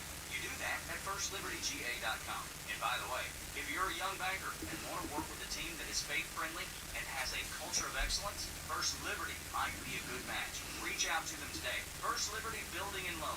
FirstLibertyGA.com. That's FirstLibertyGA.com. Yikes. Have a good 4:36. Thanks, Neil Bortz, joining us. Usually Thursday, but I'll take it anytime we can get him. He was doing stuff for Doggy, and things are going fine. 4:36. Kimmer, Pete, and Flounder with Phil Collins. But was this when he was with Genesis, I wonder? This is, I think this is a solo stuff. Let's see. It was the year 2000. Phil Collins won $250,000. I actually know about $300,000 something in a court case over royalties with two former members of his band. The judge ruled they had been overpaid in error because the two musicians had no other income. They would not have to pay it back. Oh, my God. All right, well, I guess he left them broke and unhappy. 4:37, and our birthday list includes that naughty little Ashley Judd, 56, the mom in the Divergent movies, most recently the CIA station chief BB Yates in the Epics series Berlin Station. She was in that movie Double Jeopardy, where her husband tried to kill her and then she killed him or something or other with Tommy Lee Jones. And also she's famous for using rape as a political weapon and scheme to try to get people to hate Republicans.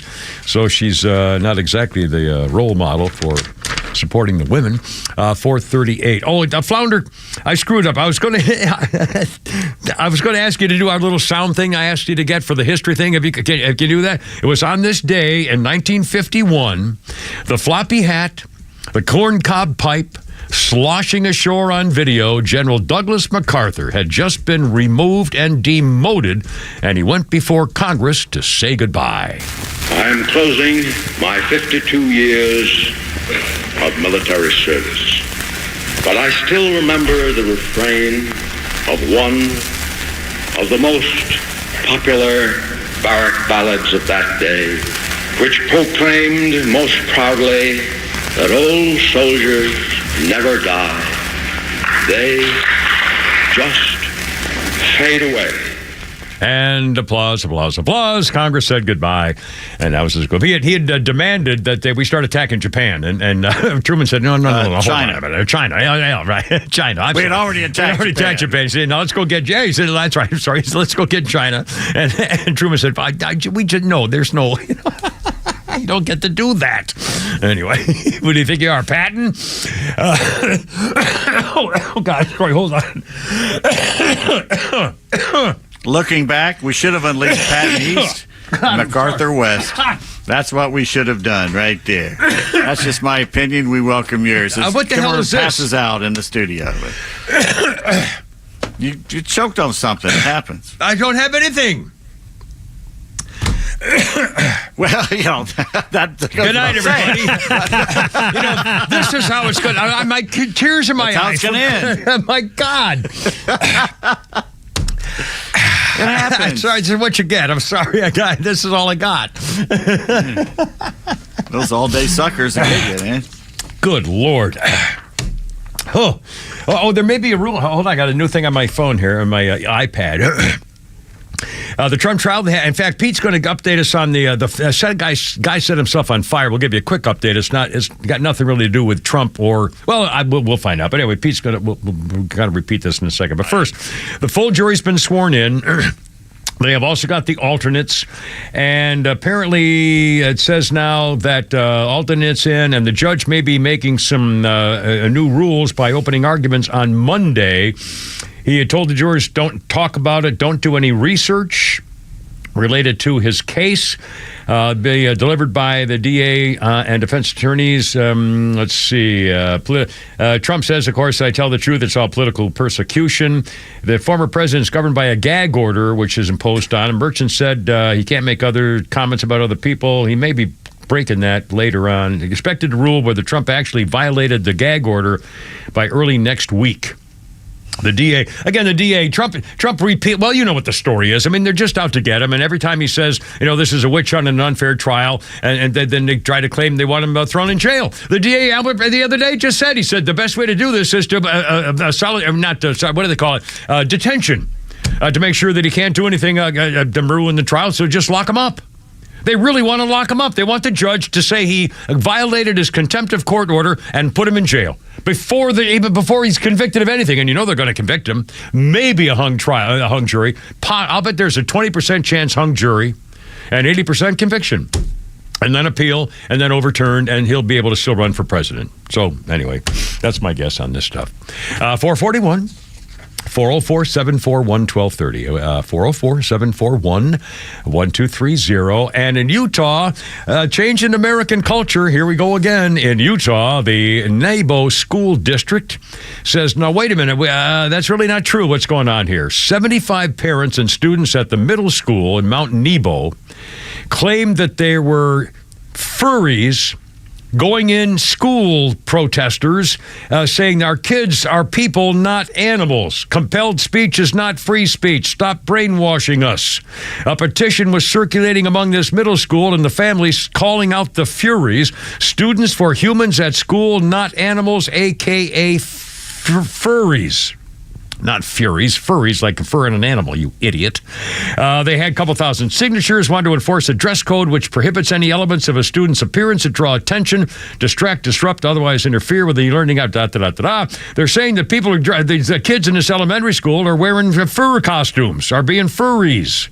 The new, I'm a cat or I'm a squirrel or something. They say, please help us taking care of our children's well-being and safety while they're at school. Students were seen wearing full animal costumes, while some said they were wearing full animal face masks.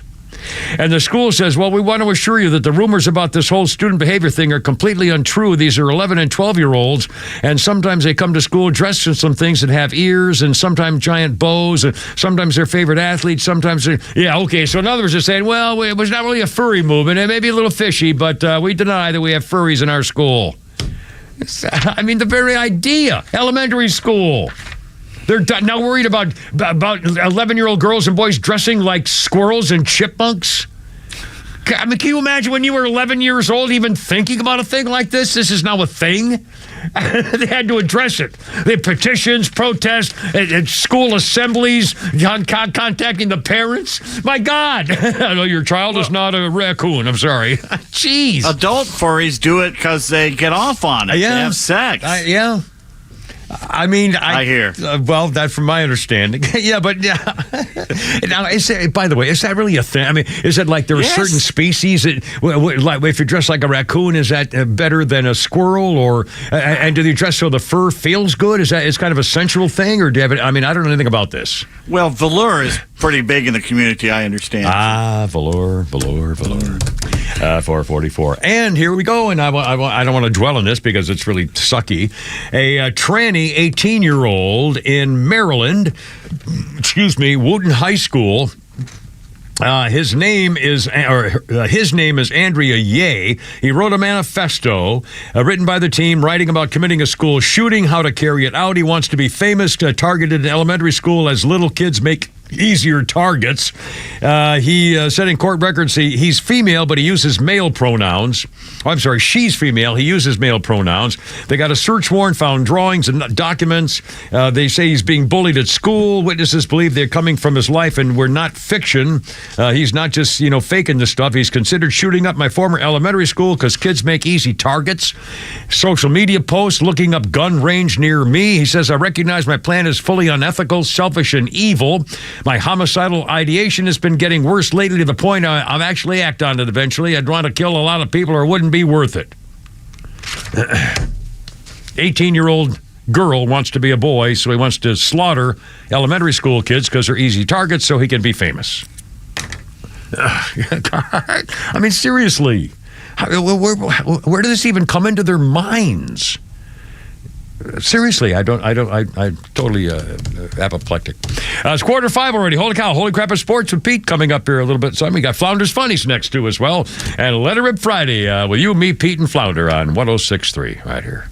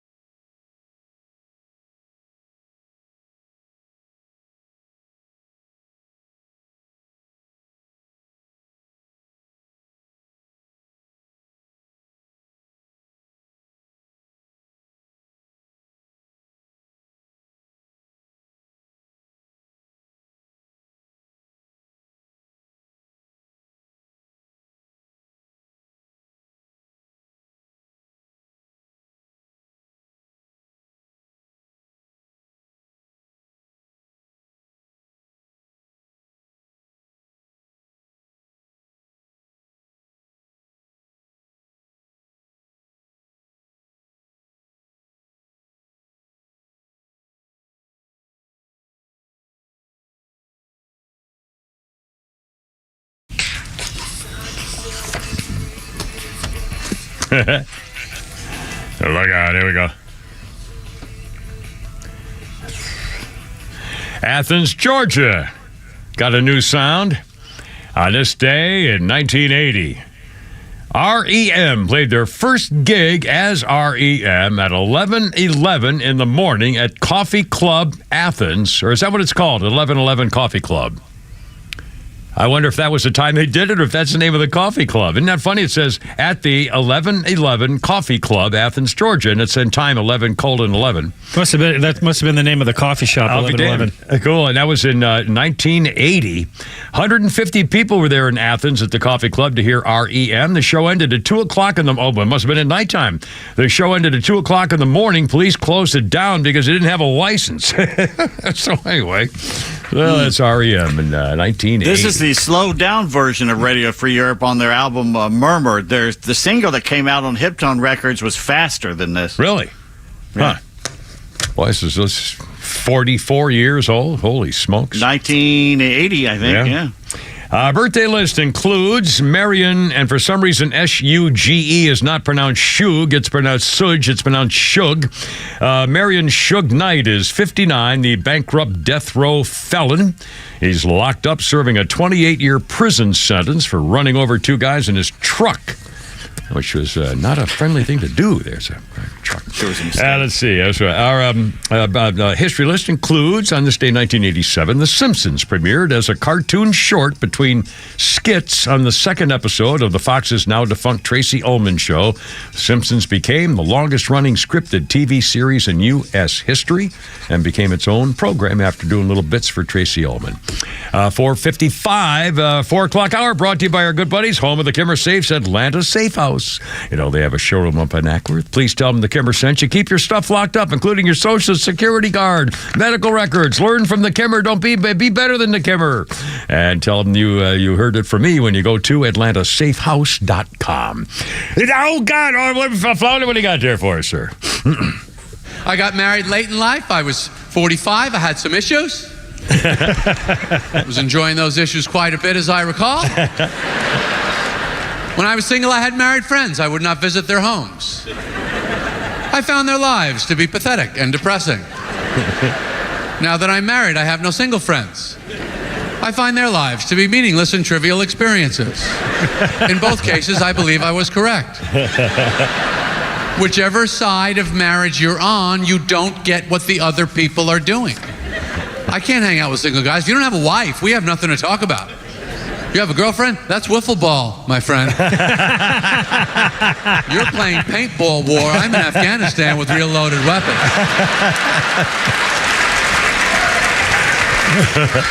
Married guys play with full clips and live rounds. This is not a drill. Single guy sitting on a merry-go-round blowing on a pinwheel. I'm driving a truck full of nitro down a dirt road.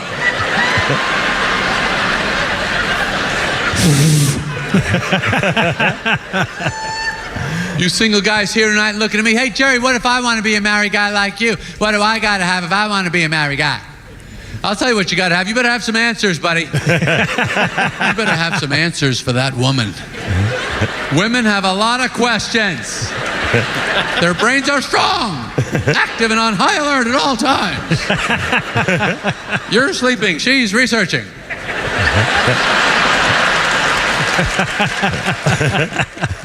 Jerry Seinfeld. You know, at first, it didn't sound like his voice, but it's his take. And for a minute, I thought, God, this guy's doing an impression of Jerry Seinfeld doing jokes. Isn't that? It's probably it's 5 or 6 years old, so his voice is a little different from when it was on the show in the 90s. Yeah, but you could tell by the style, just the very style of it, that was, you know. Brought to you by Nucky's Hoagies. Nucky's Hoagies. The Sub-Sisters who love laughing with the Kimmer Show. Yes, they do. Good ladies indeed. Good old-fashioned Southern ladies. 4:57, Kimmer, Pete, and Flounder, by the way. Oh, I think Pete came across this story, and it makes me feel a little better about myself. Tom Selleck has got a new book coming out, a memoir called You Never Know, and he talks about his acting days. He got a Pepsi commercial in the late 60s, felt he could make a living as an actor. It was a long road to fame, but he was a model. was where he got started. And then the Pepsi commercial led to other things. He started, in his mid-30s. He was on a full basketball scholarship to the University of Southern California, majoring in business administration. Didn't even step foot into the drama department, but he got chosen to play as a basketball player in a Pepsi commercial. Notice during the commercial, he was asked to join the popular TV show, The Dating Game. In fact, I think I remember seeing him in the movie that was with that psycho and the little 12-year-old cocaine addict from the famous family, Drew Barrymore, and the guy, and he was an undercover assassin, and they were as the Dating Game people. What the hell is that? Oh God, I almost had it. It was a C. There's a C in it. Oh God, I almost had it. Oh God, I almost had it. Oh God, I hate this. I hate this. No idea what you're yes, you do. It's a famous movie. Drew Barrymore plays the girlfriend of the guy who plays the Hollywood producer. I actually worked with him once. Oh, Chuck Barris. Chuck Barris, yeah. And the story was he was actually an assassin, and that was the whole joke. And they showed the pictures of the actual Dating Game, and Tom Selleck was on the Dating Game. He did the Pepsi commercial, went on the Dating Game, and all of a sudden, boom, he's all over the place. And he said, well, here's the thing. I was mentioning it because Tom Selleck has never sent a text. He's never sent an email. He's 79. 79. He's had a wife. His wife is 66. And he says, thank God I've had her. I've had a secretary. I've never texted anybody. I've got my wife doing it for me. I have a certain luxury. Otherwise, I wouldn't be able to survive. He's having a great life and everything else. Don't know what I'd be doing. But he's never sent a text and never sent an email. And he's doing just fine. Thank you very much. He said, occasionally I've looked up my name when I started writing my book. You'd think he'd have to know about this stuff while he's writing his memoir. Anyway, Tom Selleck, God bless him, 79 years old. Anyway, coming up at 5 o'clock, Holy Grandpa Sports, among things, standing by with us too, with a Kimmer, Pete, and Flounder on 106.3.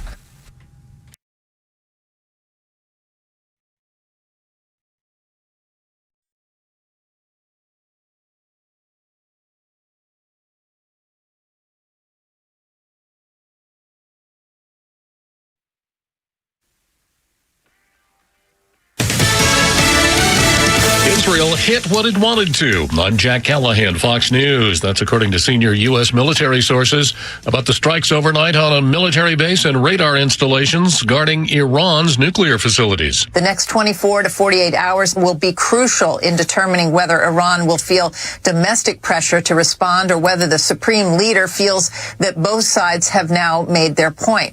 The mood here at the Pentagon, cautiously optimistic that both sides have made their point and do not want to take the next steps on the escalation ladder. Fox's Jennifer Griffin at the Pentagon. The White House saying today it will not comment on the strikes. The House has voted to move a military foreign aid package to the House floor for debate with substantial support from Democrats. The House will attempt to blend 4 military aid bills for Israel, Ukraine, and Taiwan into a single package tomorrow and then send it to the Senate for consideration. Another Republican, Arizona's Paul Gosar, has signed on to the motion to take the gavel away from the House Speaker, but Mike Johnson says, we'll see what happens. I'm going to do my job. I'm not deterred by threats, and we're going to do the right thing and let the chips fall where they may. In New York, 12 jurors and 6 alternates have been sworn in to hear the business records trial of Donald Trump, accused of trying to hide non-disclosure payments. Moments ago, the former president telling reporters, this is really a concerted witch hunt. Very simple.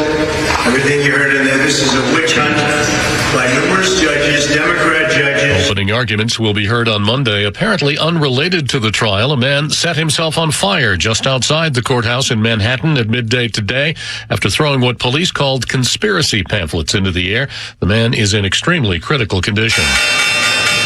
On Wall Street, the Dow gained 211 points. NASDAQ dropped 319. The worst day for the tech sector since the COVID pandemic. Americans listening to Fox News. Don't let everyday aches and pains keep you from living your best life. I don't think I really understood what people meant when they talked about pain until I started feeling it myself. Start feeling better every day with Relief Factor, a daily supplement designed to support your body's fight against aches and pains. Not only do I move better without pain, I just feel better. Created by doctors, Relief Factor uses a unique formula of natural ingredients that target 4 metabolic pathways to address pain. Relief Factor doesn't just mask aches and pains, it helps reduce or even eliminate them. Today, I do the things I love, and it doesn't occur to me to think about pain. you can feel the difference all day, every day. Join the over 1 million people who have tried Relief Factor's 3-week Quick Start Kit.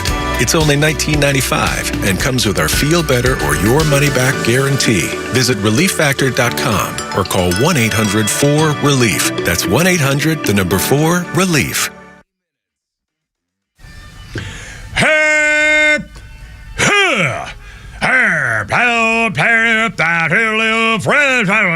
Let's get it together, ladies.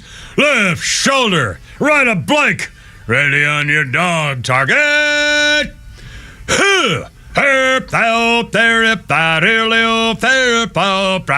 Road guards out.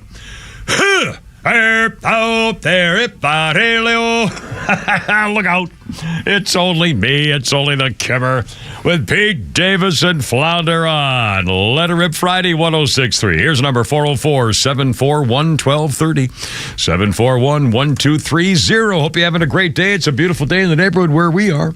And it looks like at least partly a good weekend. So we'll maybe have some stuff and enjoy. Flounder, any big plans for the weekend coming up here? Excuse me.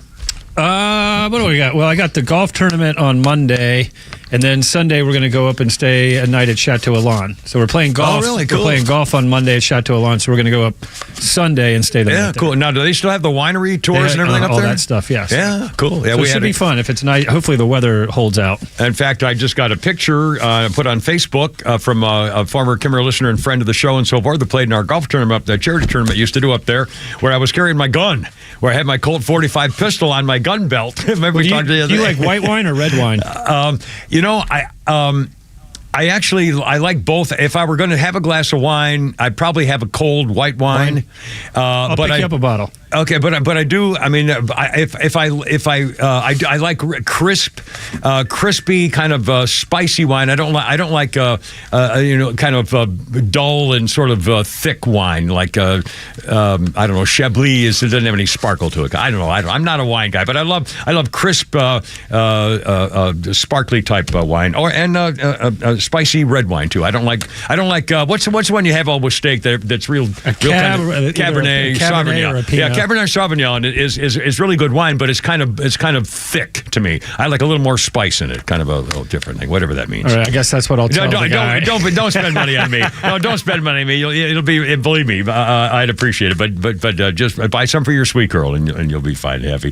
Let's see. 404-741-1230. It's 5:05. Holy Crap of Sports coming up here shortly. Just a quick, also my review of last night's edition of Farmer Needs a Wife. Couple of surprises. I don't like what they're doing to the girls, and two of those girls are going to be talking about what happened last night until one of them gets the boot. And it was kind of, I didn't like it.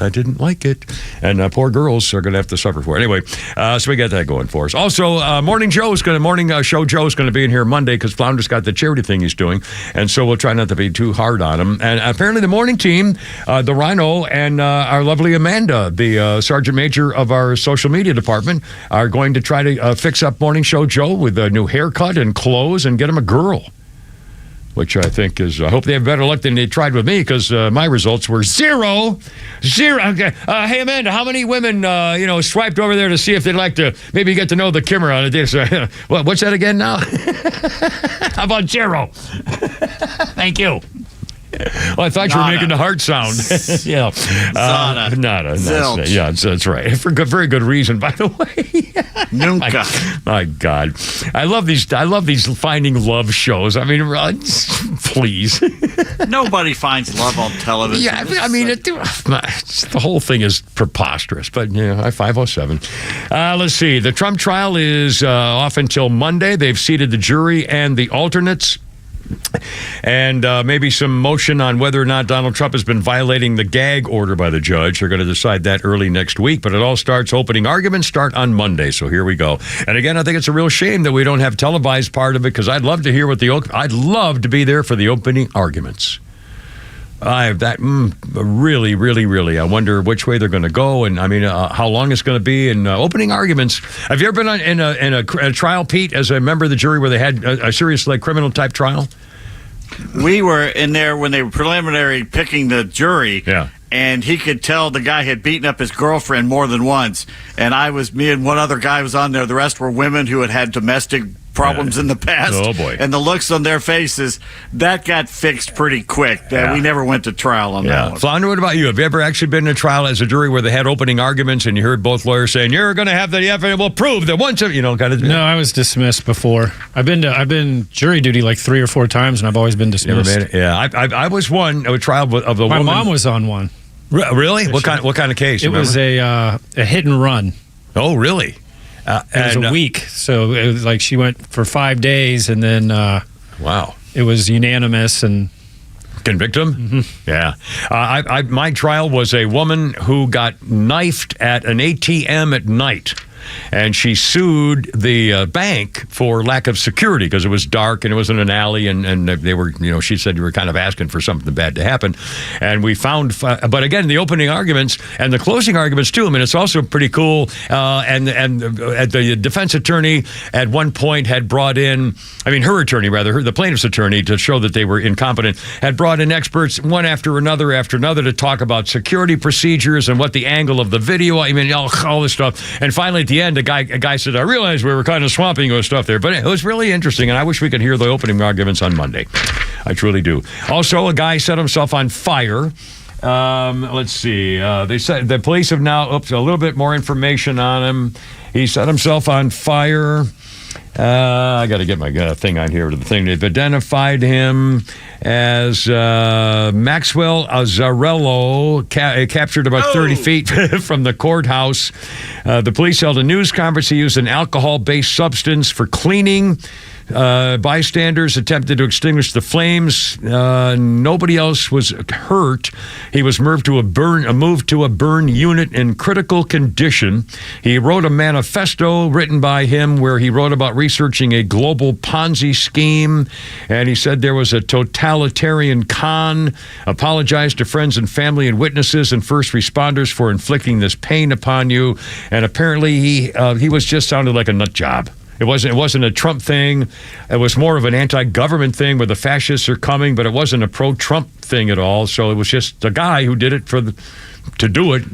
So anyway, I don't think we can. He's not going to survive because if you see that flame, it was huge. Was it? And really? It lasted 4 or 5 minutes. Wow, Flounder, do we have the sound of that of the reporter describing it? Yes. Okay, let's play it. Let's play it here. There's a little bit of what happened to us. An active shooter is in the park outside the court. We have a man who has set fire to himself. A man has emblazoned himself outside of the courthouse just now. Our cameras are turning right now. A man has now lit himself on fire outside of the courthouse in Manhattan, where we are waiting a history to be made. A full jury panel is gone. We are watching a man who is fully emblazoned in the front of the courthouse today.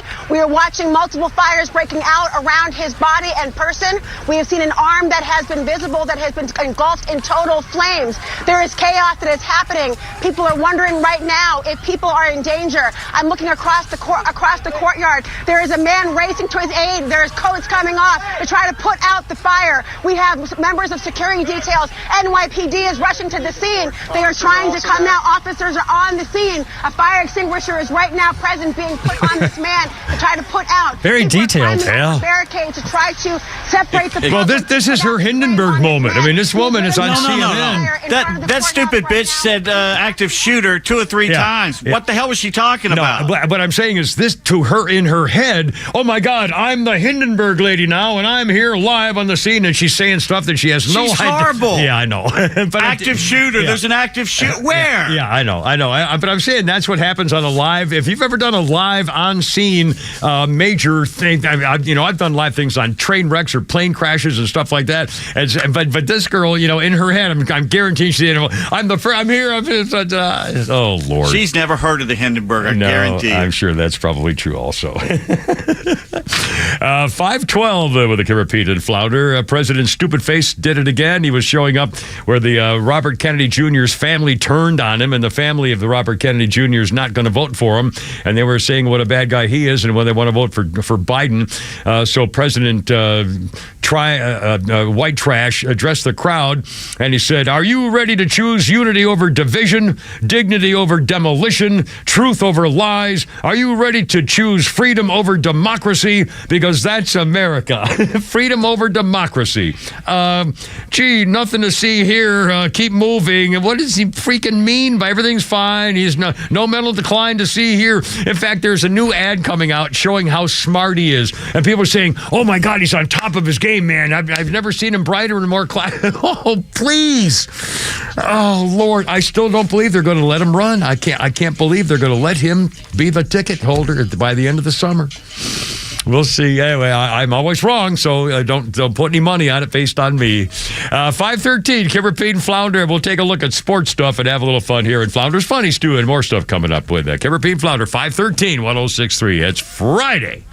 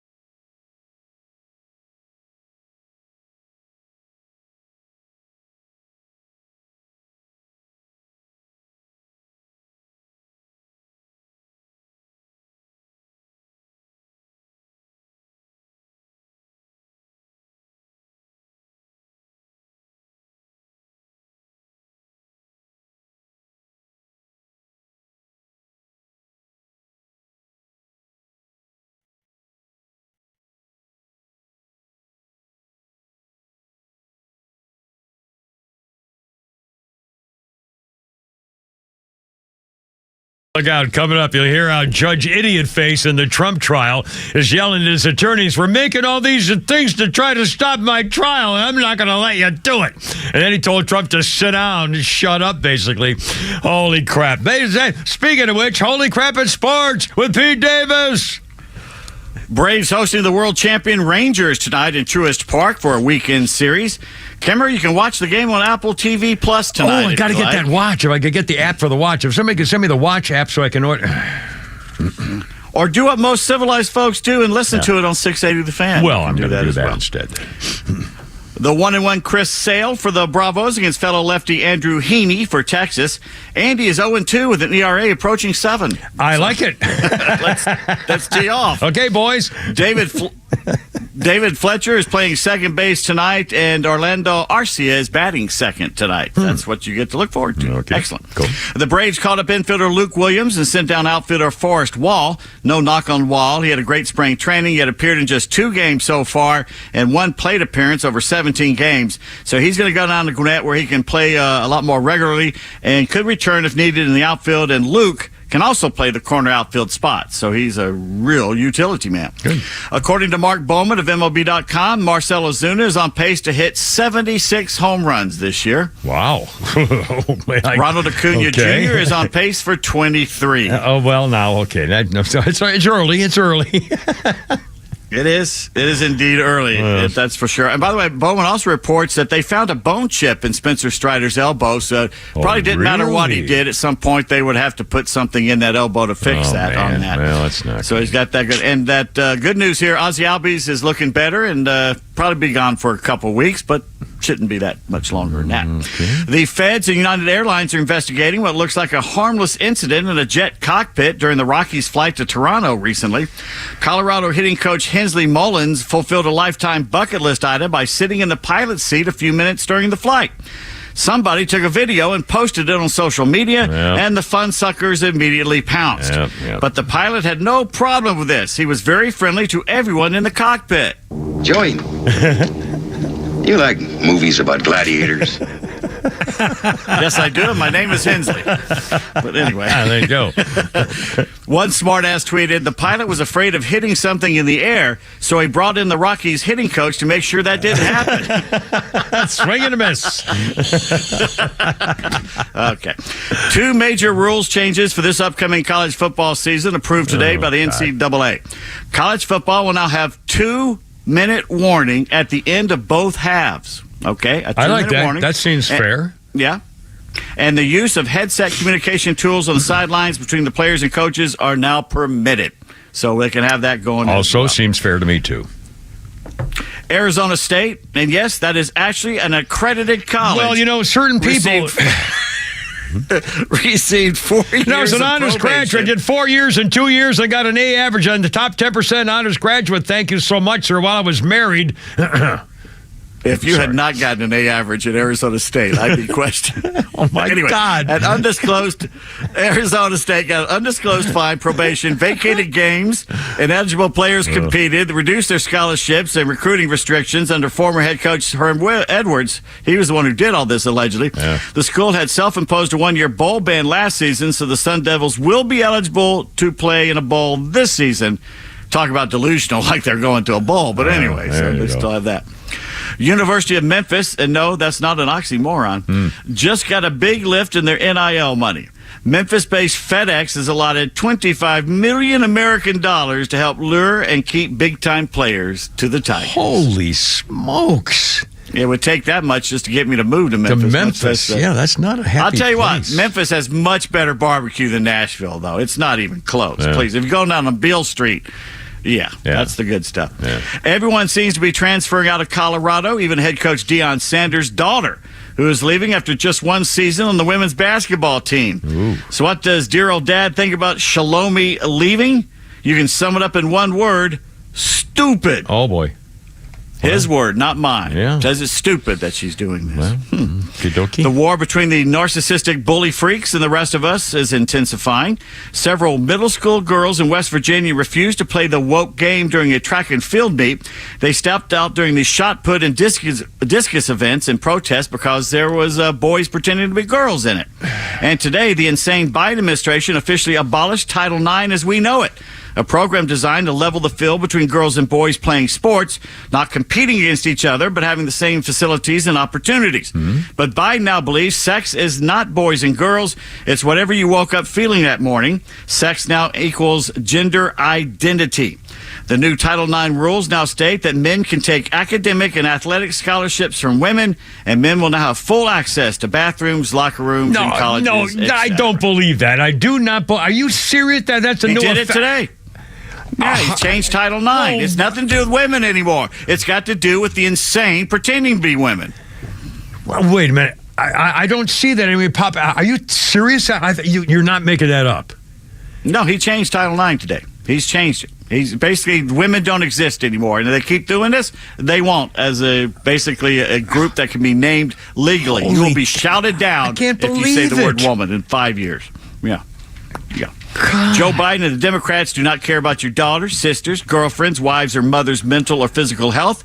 They only care about appeasing the extremely small minority of leftist nutjobs who run the Democratic Party now. The entitled brats who scream the loudest and threaten violence when told no. And not only that, I mean, the thing, among other, the obvious question of a man is not a girl, so put your penis away and get the hell out of my locker room if you're a girl. But the biggest thing that bothers me about all this now is the obvious division that's going to happen unless every other girl in the locker room agrees it's okay. Because if there are women there who don't want a man with his tallywhacker swinging back and forth in the shower, then they're going to be upset that the other girls say it's okay, and they're saying, well, you got to get it or not. And they're going to be fighting among themselves, and every single women's team that allows this to happen is going to have dissension on every single team, which is the whole point that would ruin college sports for the reason you even have college sports. All because of 1% of the population that's mentally ill and basically freaks by the definition. There goes less than 1%. There goes team spirit. There goes team, inclusion. There goes team supporting each other's. I mean, I can't believe it. And these girls, and if the school gives you trouble, you lawyer up and sue them for everything they're worth. You think as a parent that I would allow that to happen with my daughter? I don't think so. And I wouldn't go after the kid. I'd go after their parents allowing it to happen. Lord. I mean, this is just outrageous. Well, it looks like Heisman Trophy winning LSU quarterback Jaden Daniels knows where he does not want to play in the NFL, and that would be Washington. Jaden reportedly not happy with the way Dan Quinn and the Commanders held their quarterback meetings, bringing all the big signal callers in at the same time to basically talk to them and work out. Really? Nobody does that. Yeah. So, of course, it's Dan Quinn being Dan Quinn again. Well, so we should have known that lesson, 3-4 years. It'll be fired from there, too. Celtics head coach Joe Mazzulla's team is the odds-on favorite to win the title this season in the NBA. But Joe has a peccadillo. Seems Joe refuses to ever step into a... visiting locker room. That's a revolving door. Really? Yeah. Are there places that only have revolving doors? Otherwise, he'd be kind of screwed. Now, what's the deal on that? He got trapped in one once, or just it feels claustrophobic? I wonder. I don't know, and I don't think you can only have because of wheelchair access. Impossible. Yeah, there's no way you could do that. Yeah. So it'd be funny, but on this day, April 19th, 1991, the father of our city, Evander Holyfield, beats George Foreman in 12 rounds for the heavyweight boxing title. And in 1971, Russ Hodges, sportscaster, died at age 60, most famous for his legendary call back in 1951.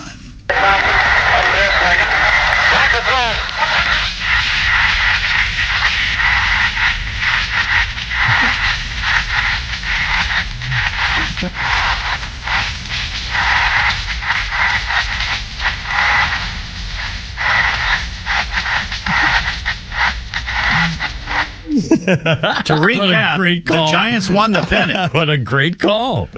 New York Giants overcame a 13.5 game deficit to beat the Brooklyn Dodgers in the rubber game of the 3-game playoff series in Polo Grounds. And there's an entire episode of MASH dedicated to this where they start out at the beginning of the summer and the Giants and Dodgers fans betting, and then they fall back 13.5 back and they go, it's over. And then they progress all the way up to him doing this. So it's a great show. That's cool. On this date, 2016, former Braves right-hander Milt Pappas passed away at age 76, a 3-time All-Star.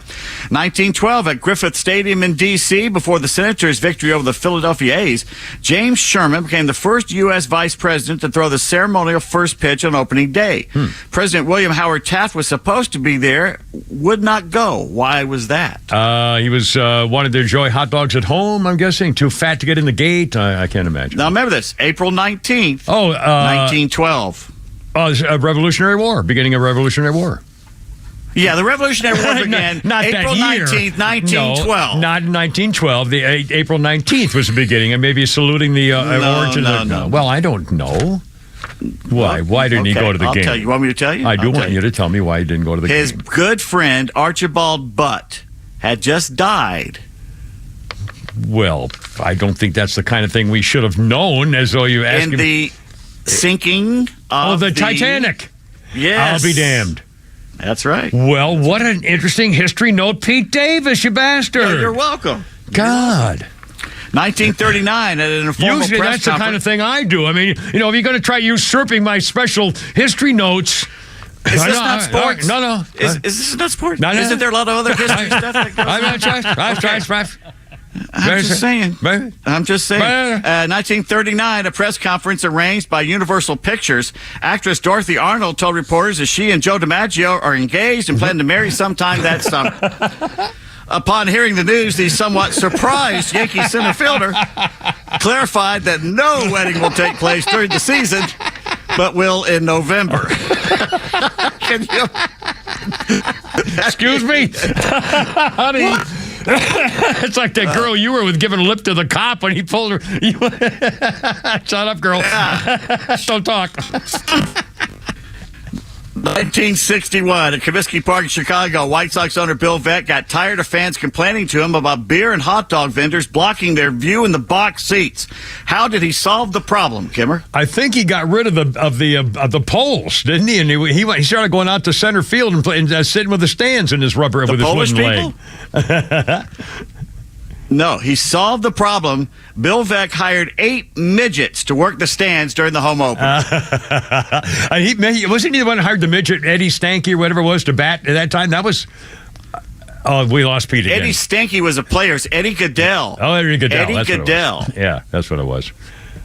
Was a midget. He won at bat, and he walked him, and they said no more of that. Yeah, that's not going to work. All right. Okay, it's time for the joke. You ready for Nate's joke? Ready for Nate's joke. Nate's joke. Nate's joke.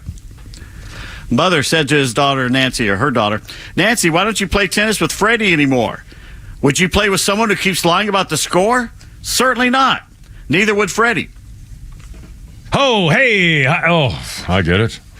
I get it. Well, on this day in 1979, first pick of the NBA draft, the Los Angeles Lakers choose some Michigan State guard named Magic Johnson. He stepped down from team presidency in 2019, by the way.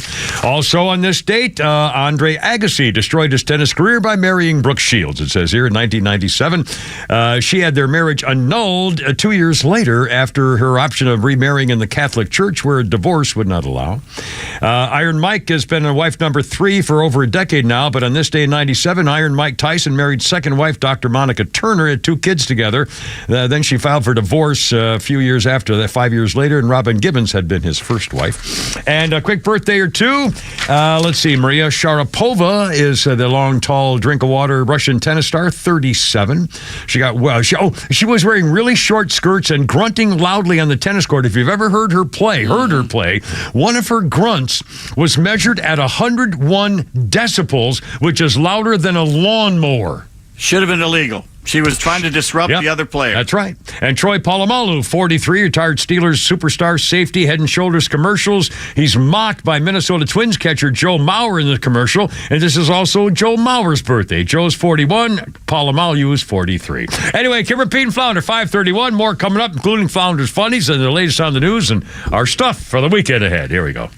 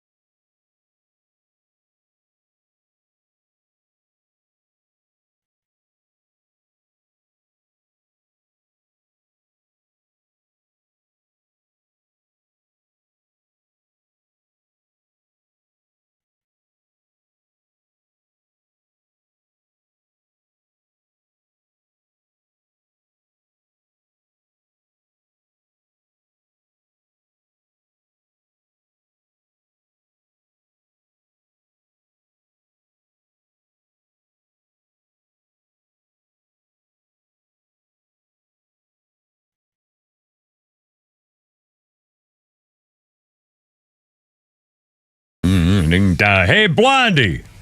How you doing, baby? A trucker yelled, "Hey, Blondie," and that's where she started calling herself by that name. Look out.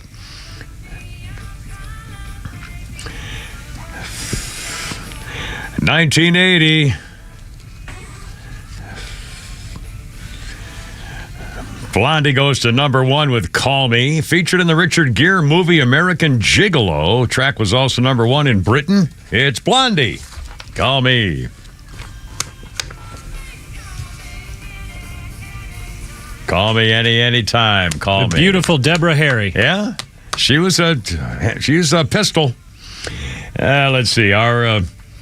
Our birthday list includes, I will never forget, da-da-da-da-da-da-da, and now starring Robert Young, Jane Wyatt, Eleanor Donahue, Billy Gray, and Lauren Chapin as Kitten. It's Father Knows Best. Well, Eleanor Donahue is 87 years old. She also was on Dr. Quinn, Medicine Woman. And she was, wow. She was, wasn't she Andy's first girlfriend on Mayberry? She was Andy's girlfriend on Mayberry, and then Beautiful she did a couple of things, and then I don't know what she's doing. She's 87 years old. Good for her. Eleanor Donahue, Billy Gray, and Lauren Chapin as Kitten. God. Oh, what a time in life that was. Let's see. A couple of other sports things, Pete. I held on. I didn't know you had time. 1958, the San Fran Giants and the Los Angeles Dodgers make history in 1958. The first time there was a Major League game played on the West Coast. They had both just moved. 1960, same day. I was always amazed at this being so late to happen. The Major League Baseball people decided to allow baseball players to wear the names on the back of their jerseys. And it took them till 1960. You would think they would have done. Originally, the numbers were where the batting order, which only worked for the first inning or the first 3 innings or a couple innings, They didn't think people would buy the what do you call it? Programs. Yeah. Yeah. But again, and they really now wasn't it the Yankees? Do they still not do it, or only on away uniforms? I forgot. Yankees, I don't think the Yankees. No, I don't think they do it at all. I think they still don't do any. No, they've. I think they're the only team that's not allow any, and they also still have no beards either, no mustache, no. I know why they do it. I know why the Yankees do it, but it still bugs me. Why do they do it? You know. Because they're the Yankees and they're special and all that crap. Yeah. I'm sure that's true. Let's see. So I got that going for me. So I'm done with my. I thought of this the other. You mentioned the story of Angel Hernandez, the umpire. Oh my God. I mean, even people. It's just popping up on your phone. The calls this guy makes that are just. I mean, it's not even close. It literally is. It's like a foot and a half outside. I mean, it's just anyway. And so I was thinking about this the other day. You know that there's somebody getting in big trouble, but I can't believe that no one's done it. Maybe they have, and I don't know. The next time that Angel Hernandez makes a call like that to strike out a guy on 3 pitches that were a foot and a half over the head or something like that, the guy should turn slowly away from home plate and start walking back to the dugout using his bat as a cane, like a blind man, tapping his way to the dugout. Oh, you'd be out so fast. Oh my God! Can you or the manager. The manager should come out of the dugout. Yeah, walking with a bat like a cane. Say what the have your first base coach or something do. I mean, seriously. But you know what happened? Didn't people? They're making fun of the blind. Yeah, you're right. Yeah, I know. And again, he keeps getting away with it because they sued him once, and didn't he win, or they backed down, or something.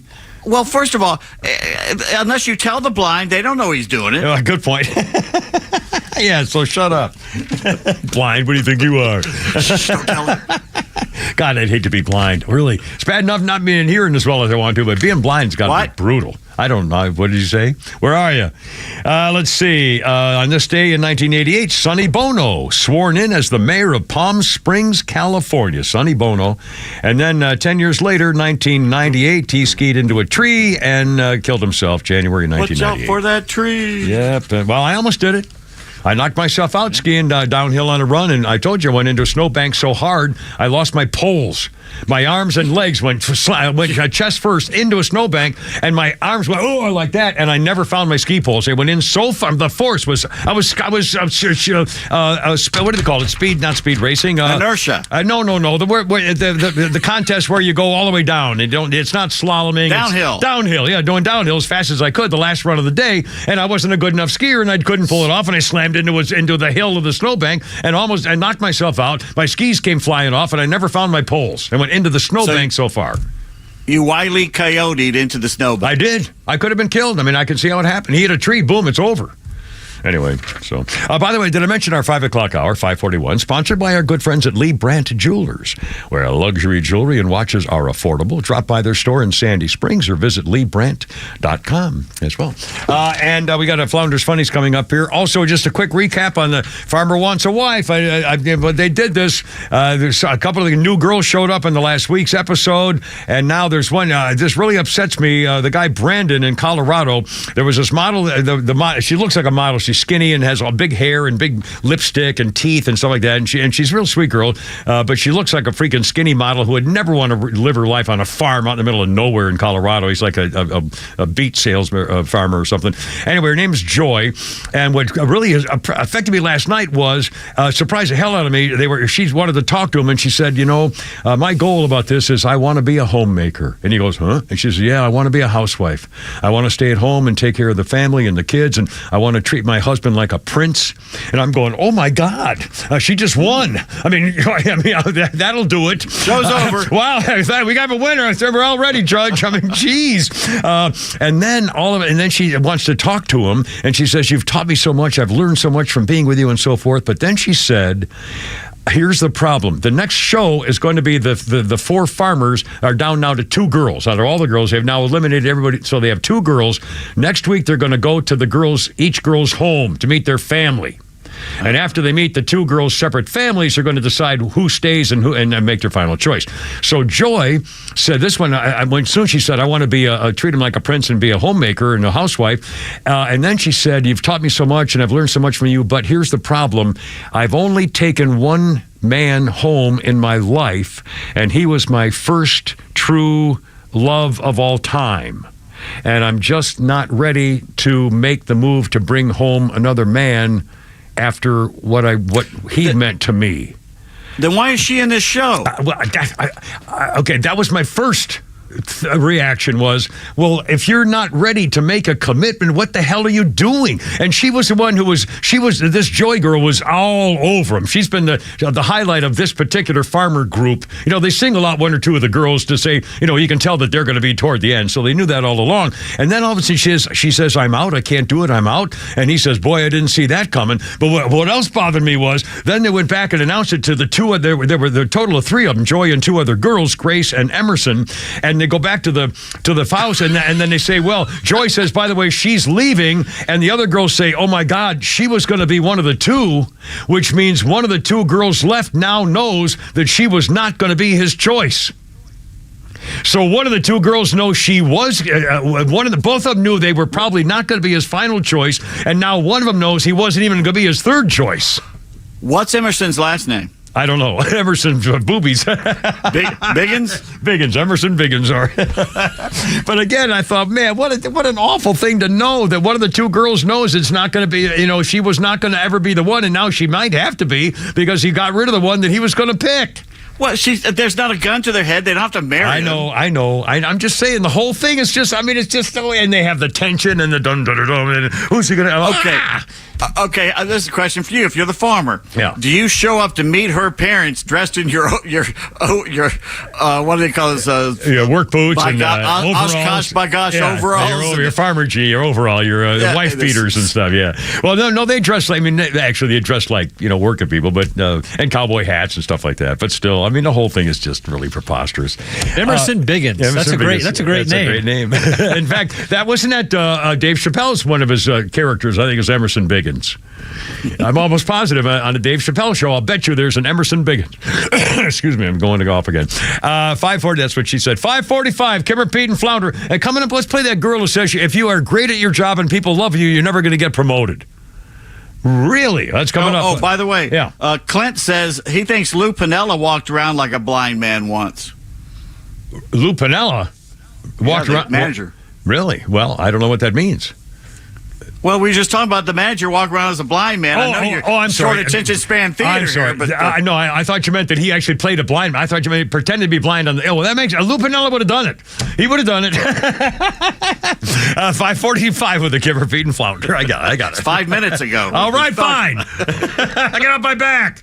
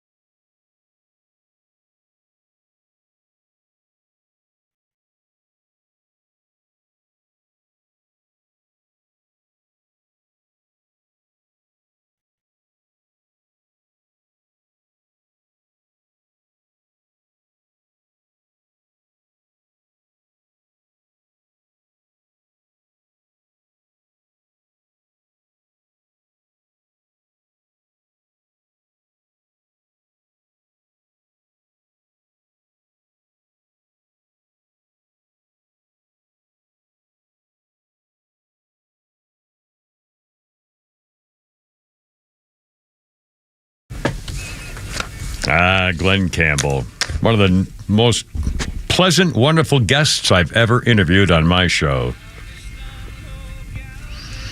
Sang some heartbreaking songs, all right. On this day, 1969, Glenn Campbell, #1 country singles chart with the Jimmy Webb song, Galveston. The song describes a soldier waiting to go into battle who thinks of the woman he loves in his hometown of Galveston. I still hear your sea waves crashing as I watch the cannons flashing. I clean my gun and dream of Galveston. I was 21 when I went to Vietnam, and my wife was 20. Married for a few weeks. The song hit number 8 in the 100 greatest songs in country music ever. 2003, number 8 on that list. Glenn Campbell. And the other one was, by the time I get to Phoenix, oh, God, talk about bawling your head out if you've gone through it. Wichita Lineman, another one. Oh, geez. Sad songs. Wow. But when he was on the show, when he came into town, he brought his guitar, he talked about his drug deal, cocaine stuff with that country girl and things. And I mean, it was just as nice as he could be, and pleasant, charming, friendly, open, natural. I can't tell you enough about how. Arkansas boy. Yeah, just a really pleasant, one of the greatest interviews I've ever done. The nicest intros. Anyway, birthday include Tim Curry, 78. Dr. Frank N. Furter in the Rocky Horror Picture Show, of course. Pennywise, the original IT clown, and the butler include IT, idiot. Tim Curry, 78. I've got thinking about technology stuff. IT clown. Well, I see IT, and I'm going to say IT. Sorry. Frightening IT clown. Oh, dear God. I've got a little history thing here. Before I forget, that last show of the farmer of Brandon, who got rid of the girl, Joy, she took herself out of the running. The last two girls left are Emerson and a girl named Grace. And Grace, for the record, is probably my favorite of the two. And she's very overweight. She's sweet and natural and homey and stuff like that. And she looks like she could live on a farm, but she definitely is not your typical, hot, buxy type chicken looking thing like that. And I hope she wins. I hope he's falling for her, because her name is Grace, and she's definitely not your typical bikini model girl, and so I hope it wears off for him, because it would be nice. All right, 5:53. God, I can't believe it. Can I tell this quick story? A guy named Gregory Robinson on this very day in 1987 says, I was just doing my job. Gregory Robinson is a trained safety instructor for the U.S. Parachute Association. He was taking his annual gathering of skydivers in Phoenix, Arizona. They got up to 13,000 feet. I remember doing that. You get up 13,000, pull the cord at 9,000, I think. Anyway, he's up there with his buddies. Two of the people were hurt. Collided. They were grabbing hands and forming a formation in the air. They're jumping out of their DC-3 at 9,000 feet. Two of them collided hard. One guy was hurt, but he was able to pull his cord. But the other skydiver was a girl named Diane Williams, who was knocked out, unconscious, spinning toward the ground.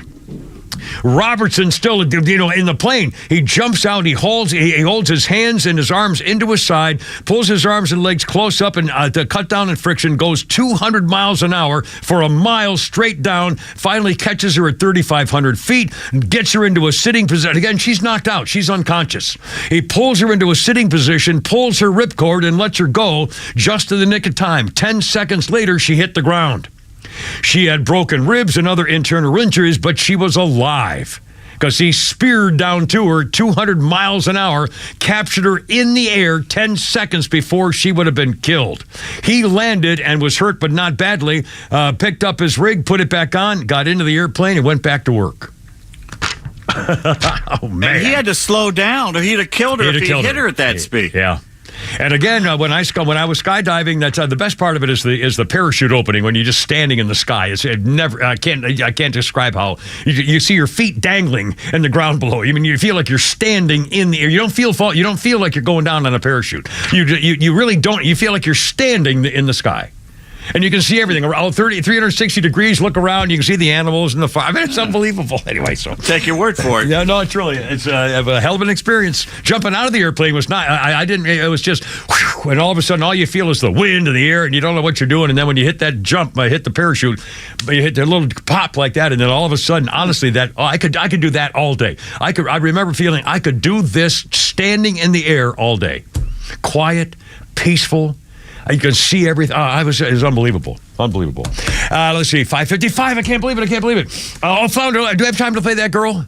Here's a soundbite of a girl named Jacqueline Moore. She's a millennial content creator. She has a conspiracy theory that if you are a really great person with talent and you work hard, you'll never get promoted. The hill that I will die on is if you are both good at your job and a pleasure to work with. Like, you have a good personality, you can generally get along with people, you will never be promoted. You will never be promoted out of a hard-working, more junior position where a lot of the hard work exists.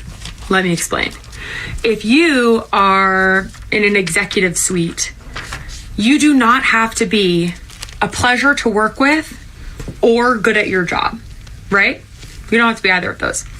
If you are at a VP or director level, you can either be really good at your job or a pleasure to work with. You don't have to be both.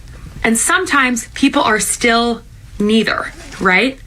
But if you're down here where all of the actual work is being done, it's not being directed, it's not being strategized, you're doing the literal work, they will never allow an employee that is both good at doing the work and good at keeping a smile on their face while doing the work move up that ladder, because they know they can keep serving you on a platter and you'll eat it with a smile. I don't know how to get out of that cycle, but I believe in it.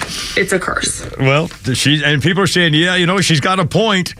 And then she says, what if I take a week off? Everything's falling apart, and she says a corporation conspiracy theory is the hill she'll die on.